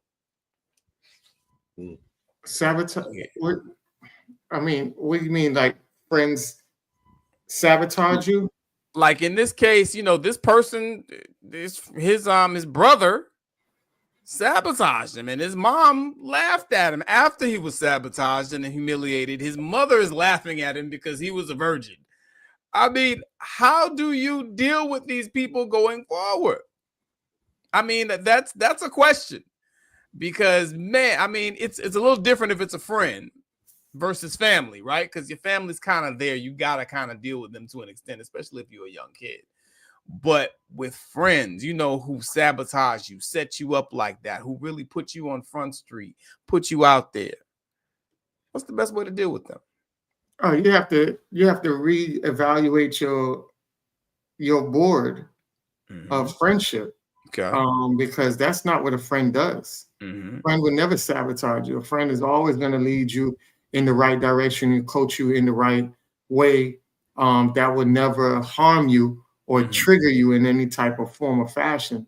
So I think one thing that people do is they use the word friend too loosely. Agreed. And also you can outgrow some friends.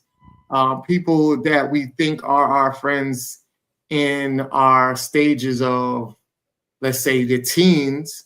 Yeah.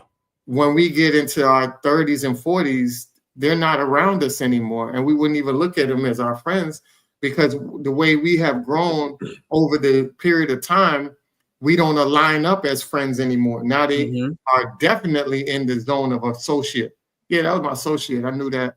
I knew of him back in 20, 30 years ago. Cool person, but we're just on two different wavelengths. A friend doesn't put you in danger, like robbing, all type of stuff, and have you coming along and tagging along.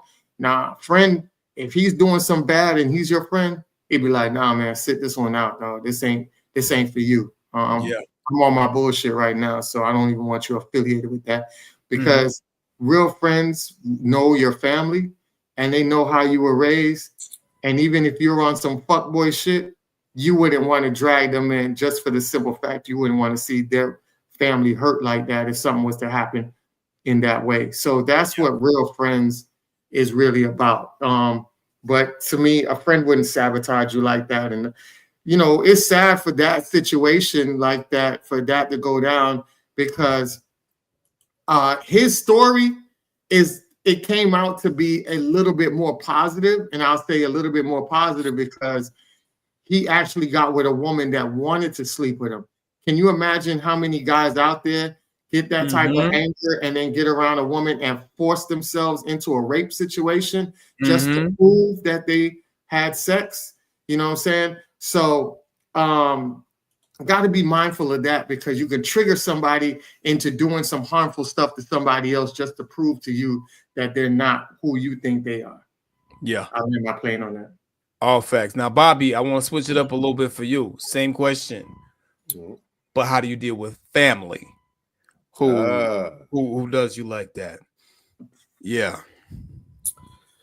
If it's family that sabotages you, what you have to do is you need to go ahead and make the adjustment.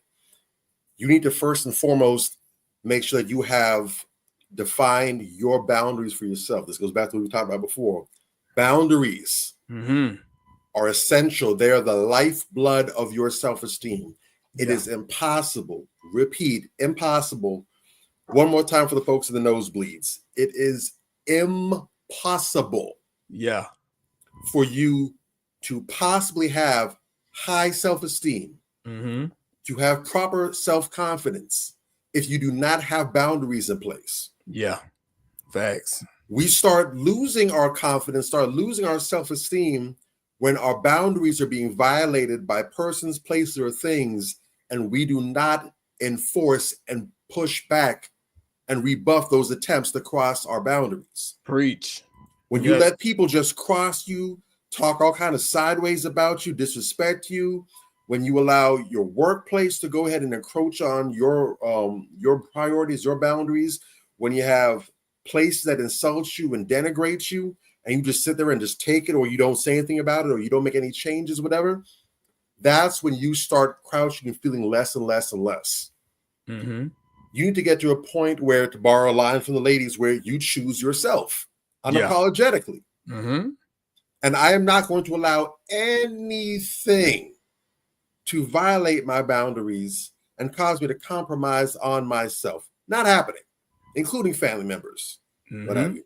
Integrity. So if you have a case of a sibling, a parent, grandparent, hell, a child, anybody that is related to you, directly, indirectly, who does not respect your boundaries, who is not open to communication, what you gonna and who do? was basically made and showed outright that, yeah, I hear what you're talking, but I don't really hear what you're saying, though. Whatever. What you gonna do? Get the biggest pair of shears you got and start to clip it. Chip, chop, chip, chop. If that don't work, go to the medical examiner's office, get you a bone saw, and just sever that limb, whatever it is. Cut them off.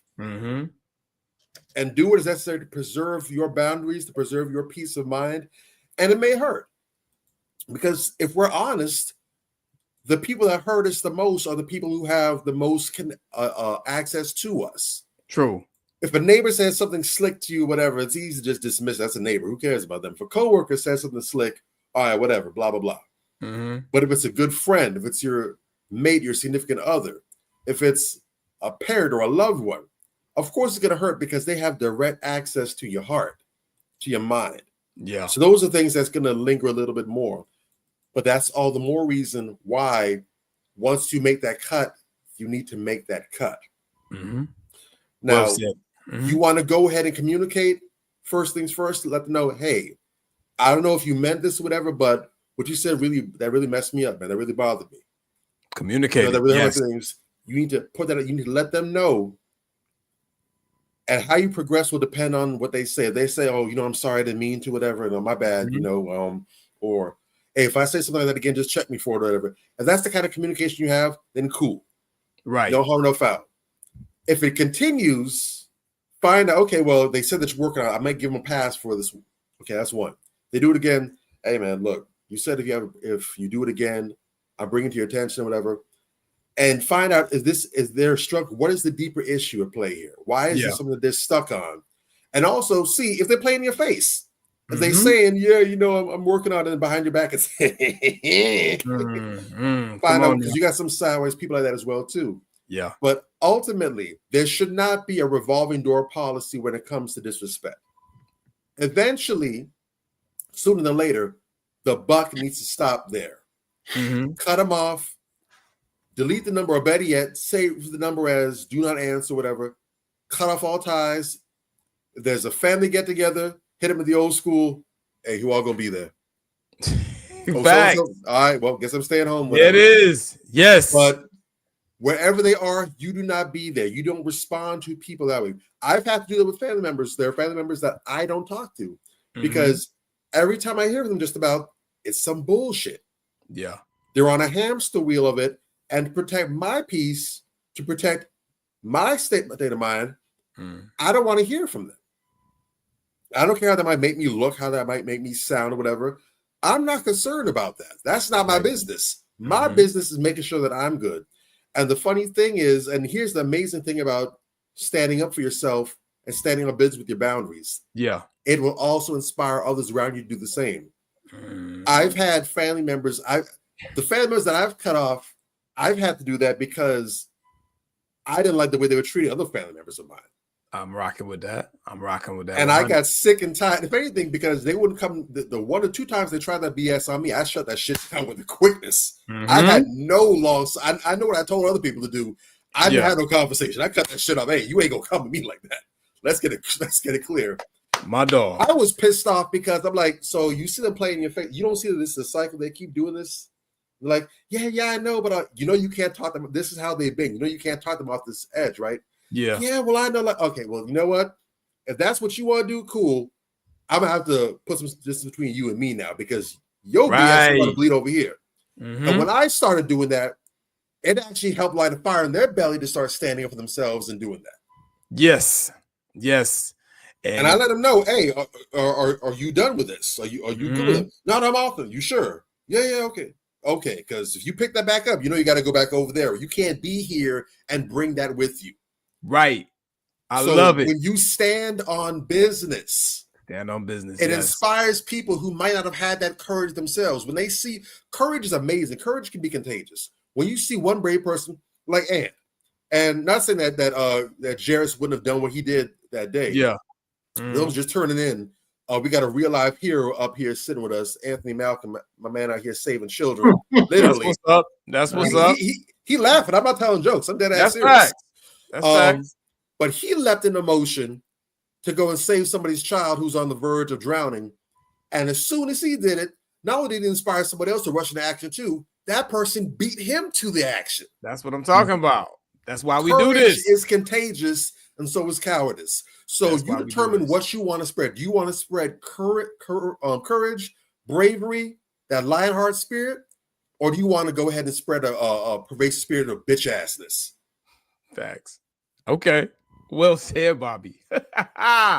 And that's why we here, man, to instill that in you. We want y'all to get out there, like Bobby said, get in the game. Let us put a battery in it. Let us put an Energizer, a Duracell battery in your back. If you can't do it, we got you covered.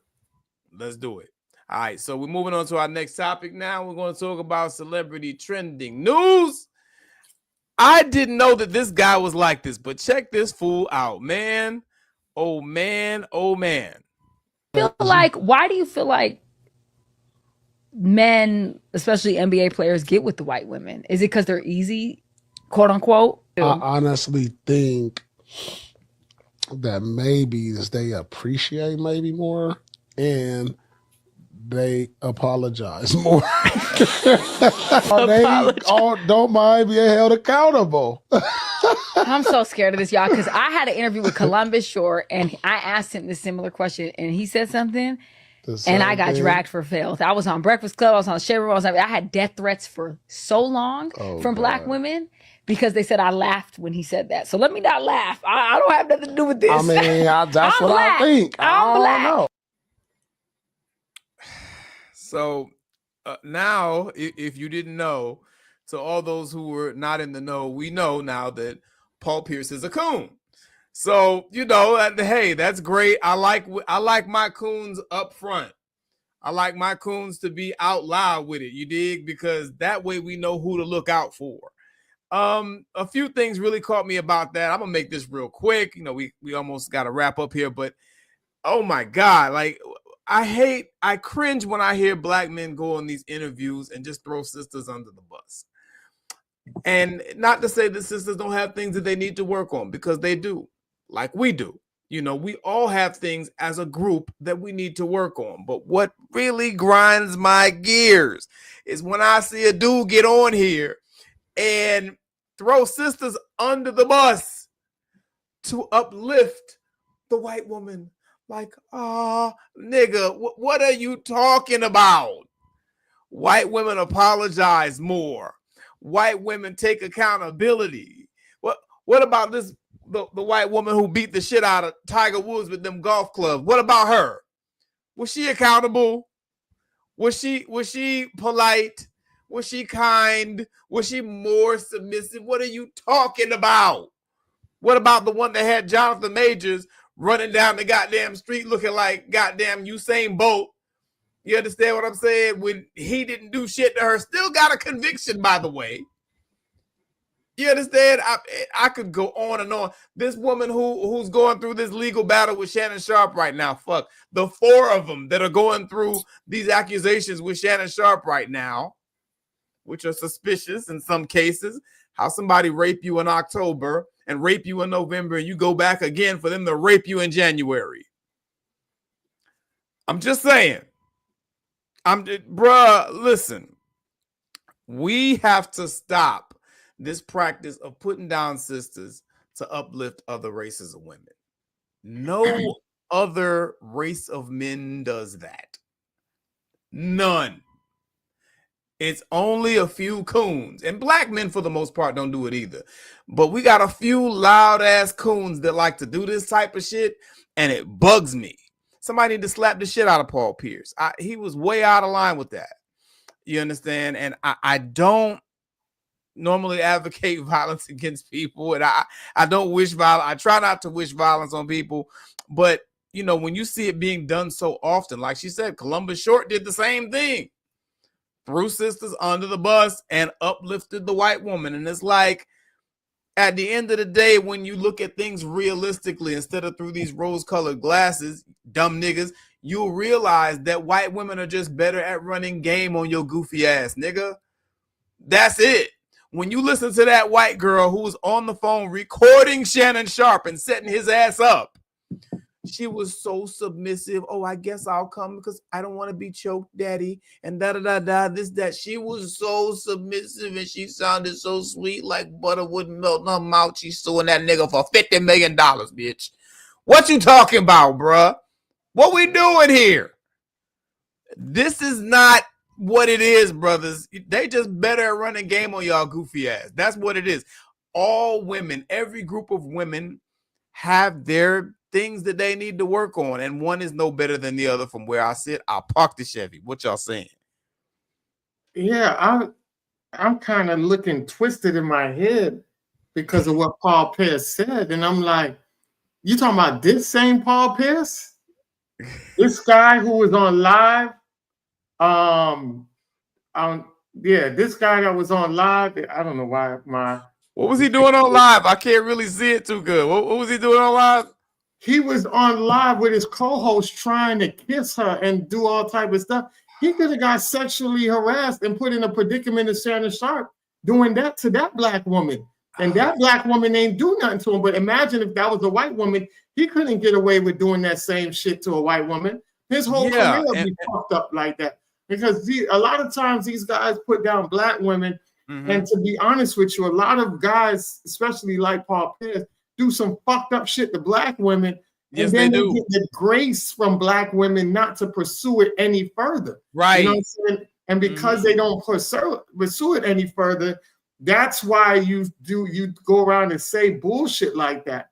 You know what I'm saying? Also, Columbus Short. She talked about Columbus Short. Didn't that nigga have a domestic violence case against a white woman? Unfortunately for him, it got dropped. I don't know what the fuck. I didn't go into the details of why it got dropped, but I remember his career got ruined because people were saying he had anger issues. He had some deep down issues that was going on with him, and he was taking it out on women. And remember, they always had that one thing that they always say about short men. They have this neo complex. And I think that shit is very relevant. Paul Pierce isn't that tall either.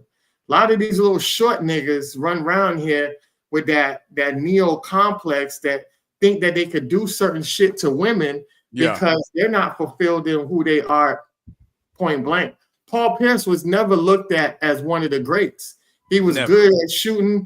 He had a good season. He had a championship ring he got, luckily through the grace of Rondo and Kevin Garnett. You know what I'm saying? So and what's the other one that went to the Heat?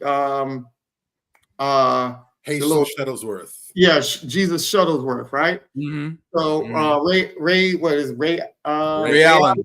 Yeah. Okay, yeah. Trey Ray Allen. Yeah. So, and even he had beef with Ray Allen.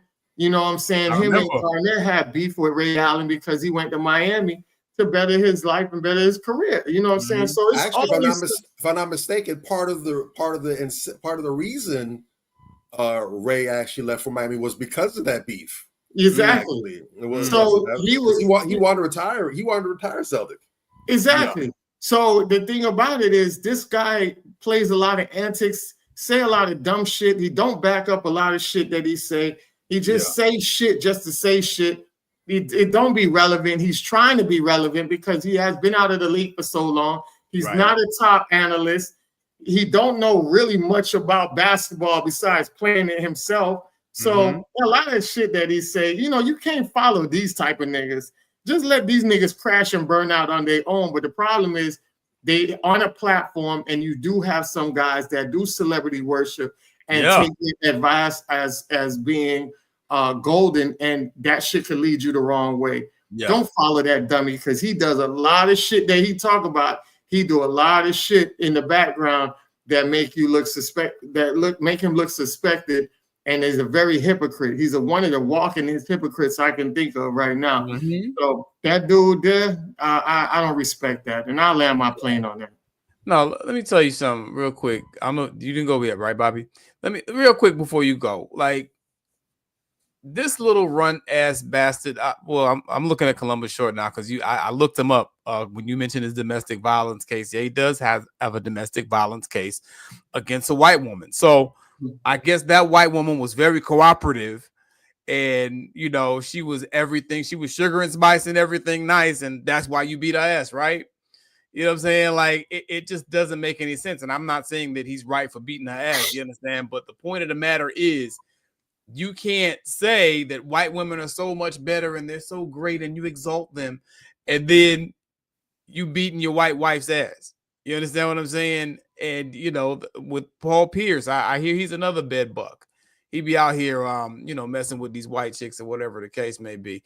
And I have just never seen this evidence, that these white women are so wonderful. And there is some truth to what a lot of these sisters be saying when they say that, they like to use the word that a lot of men can't handle them. I don't think I think that's a very poor choice of words. I think that it's more along the lines of, a lot of men, a lot of insecure men, little short man syndrome, niggas like that, and niggas like Paul Pierce who has third man syndrome because he was never the guy. You understand what I'm saying? They feel badly about themselves. There's a void within them. They don't know how to deal with a solid sister. And a lot of sisters are very solid. A black woman will tell you up front, there's just certain stuff that she won't accept. And I respect that because you're not supposed to be nobody's fucking doormat. You understand what I'm saying? Male or female, you're supposed to have boundaries. Bobby Drake just told you. That's the goddamn anchor to your self-esteem. You dig? So there's nothing wrong with that. And I mean, this is just fuckboy shit 101 when you sit up there and say some shit like that about black women, so that you can exalt some white woman. For what? I'm just saying. Go ahead, Bobby. What you got? Right before Bobby go, just look at the guys that always talk shit about black women. Yeah. When you look at them, you realize that these are toxic motherfuckers from the get-go. These ain't niggas that's vetting and it's healthy-minded motherfuckers, because if they're healthy-minded motherfuckers, then they'll go find some real quality black women. But lumping all black women as being that, it just lets you know that you have a lot of issues you ain't deal with, and you don't know how to vet properly. But every one black woman that you complain about, I can show you 50 of them that's on point. Facts. Bobby, real quick, what you got? What's up?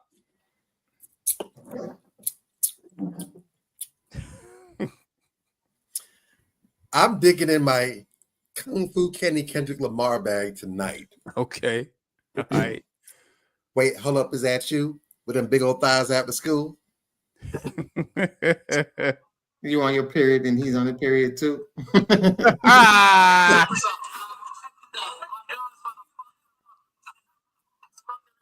They put the chips in. He's scared. He's scared.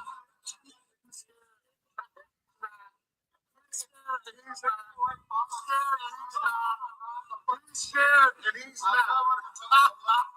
He's scared and he's not. That camera control is on point. He's scared and he's not. Listen. All them tiny ass balls. What?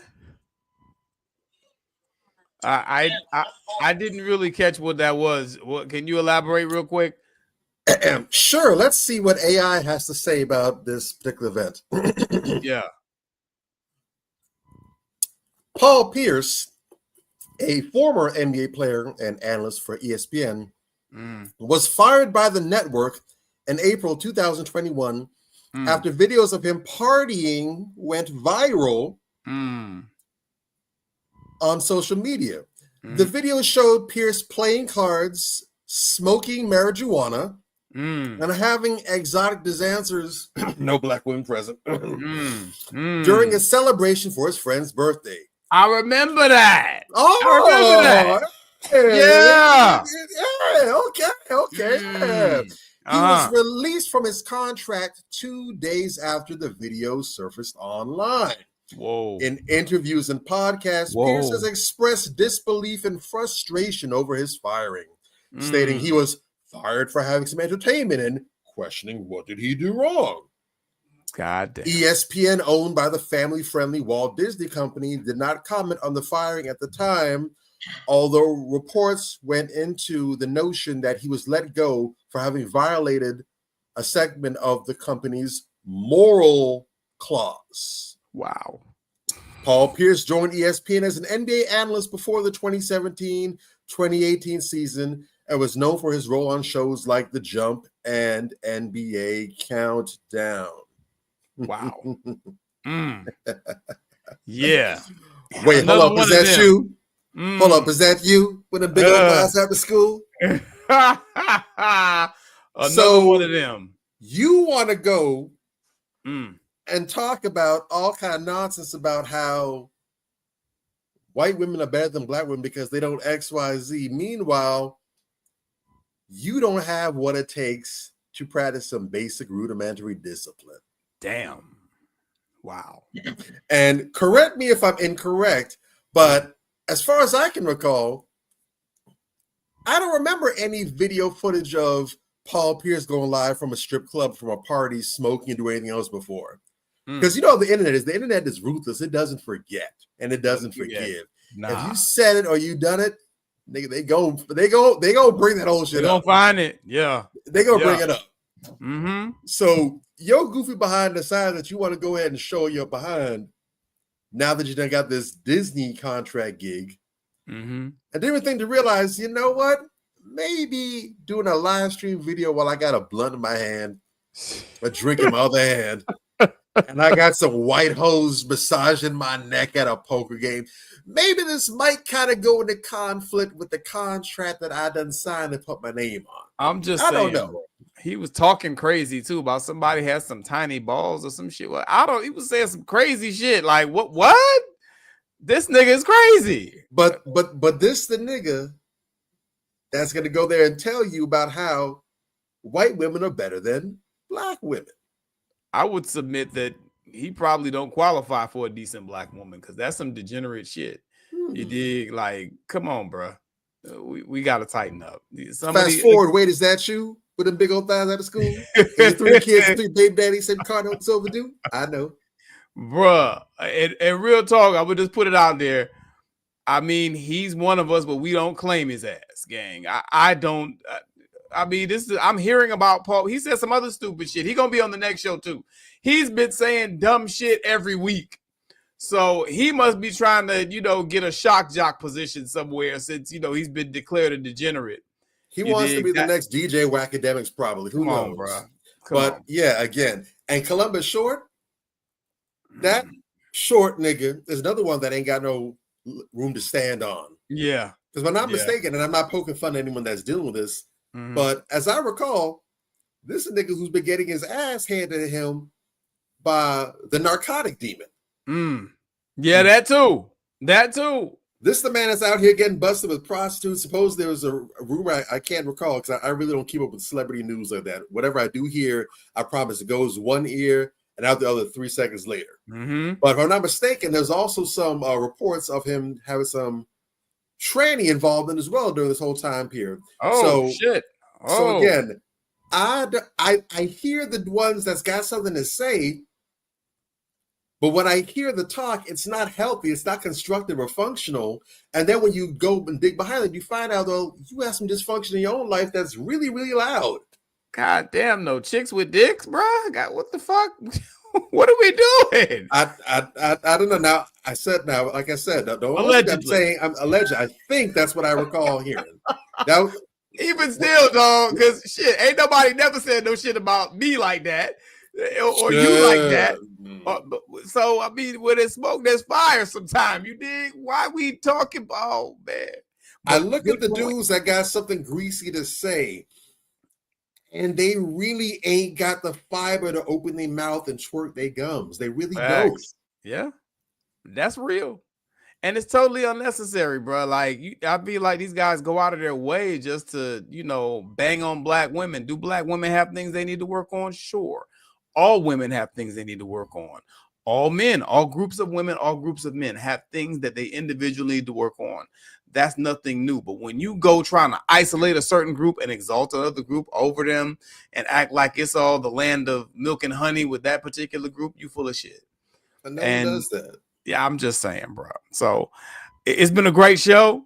You dig? It's been a great show. We gonna close it out, man. I hate to have to do this because it's the end of the show, but you know what it is. Where's my segment? There we go. Okay. We gonna shout out with the crown check, and our crown check for today is our good sister, Mary Ellen Pleasant, who was an American entrepreneur, financier, real estate magnate, and abolitionist. She was arguably the first self-made millionaire of Black American heritage. I say Black American because that's what we are, foundational Black Americans, preceding Madam C.J. Walker by decades. She is identified as a capitalist by profession in the 1890 United States Census. Her aim was to earn as much money as she was able to help as many people as she could. With her riches, she was able to provide transportation, housing, food, and survival. She trained people how to stay safe, succeed, and carry themselves and more. She was called a one-woman social agency. And what I like about this sister, as it states here, she enriched herself and she used her riches to give back. It is her legacy. She moved all the way out west to San Francisco just so that she could be free and so she could put other brothers and sisters on. This sister, and she's notorious for having listened into high-level conversations and funneled that information that she picked up on back into the community. This sister was hella on code. She worked on the Underground Railroad and expanded it westward during the California Gold Rush era. This was a very strong and powerful sister. Shout out to our good sister, Mary Ellen Pleasant. And guys, do we have any final words? Yeah, I did want to expand on the part right where you left off at, where she was a big financial supporter of John Brown, which was the abolitionist, the white abolition, who she funded to go and lynch all these white racist slave owners. So see, that's why they don't want us with money, because we'll do the same thing that they do to us when they sit here and pay ops to destroy our community. We can pay ops to destroy their people in their community. Yes. And, you see how they're upset at Brother Carmelo's crowdsourcing fund, right? Yes, exactly. So, you know, when the rabbit got the gun, it ain't fun no more. You feel me? And I thought that was super dope because she was giving this man money and the notes were secretly coded, but they eventually came back and found out it was from this queen right here that was going around funding these abolitionists and doing great shit for our community. This is what we want our celebrities to start doing, not the buck dancing and simping shit that they are propagated to do out here.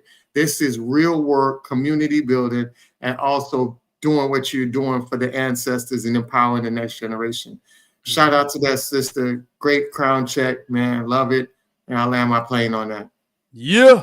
Bobby, take us out. Man, big ups to that. I can recall hearing the name Mary Ellen Pleasant some time ago. Can't recall what I knew about her, but the name was familiar.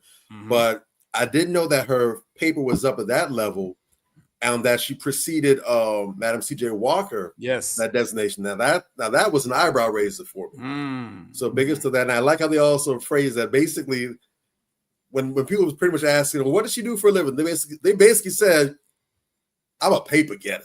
I see paper, I get paper. Yeah. And I did not know that you were going to drop that. You didn't show me that. I didn't see that information. And it's funny how I said earlier, just speaking on another subject, capitalism isn't good or bad. It's simply a tool. It's simply a system. How you use it will determine what it is. What was she? She did all that good. She was a capitalist. That's what they said straight up. Facts. She was a capitalist. She got the paper and she didn't coon out. She wasn't all about, going to Miami and having yacht parties every weekend and living up being a socialite and being seen on the red carpet. And not to say anything wrong with those things. Yeah. Not knocking that. but she used her paper for the enrichment of her people. Mm-hmm. And she didn't just limit it to some turkey giveaways at Thanksgiving and some toy drives, some back to school drives. Again, not knocking those things, but she went and saw where's the real work? What's going to actually make a difference for the people, for the culture? Mm-hmm. You said, okay, so we basically fighting slavery. We trying to get past Jim Crow and all that. Bet. Let me go put some money out there so we can go ahead and get people to survive, some housing. Let me go ahead and help these people get free. Let me go ahead and make sure they're able to get through on the Underground Railroad. Mm-hmm. That's what I'm talking about. Yeah. Using the paper, using your riches, your largesse for your people, and probably being black first. Big tipping of my hat to that sister. That's what's up, man. Facts. And our celebrity class severely lacks that today, bro. It severely lacks that today. So, brothers and sisters, we love y'all. We appreciate y'all tuning in. Make sure that you like, comment, subscribe, click the bell notification so you get our notifications before we go live. We ain't gonna blow you up. We gonna let you know. You already know it's Major Gage. It's Anthony Malcolm. It is Bobby Drake. We are Manversations 2020, and we out this bitch. You heard me? Yay. Manversations. Man up. Manversations. Man up. Manversations. Man up. Manversations. A place where we inform, build, and inspire. Manversations. Man up. Manversations. Man up.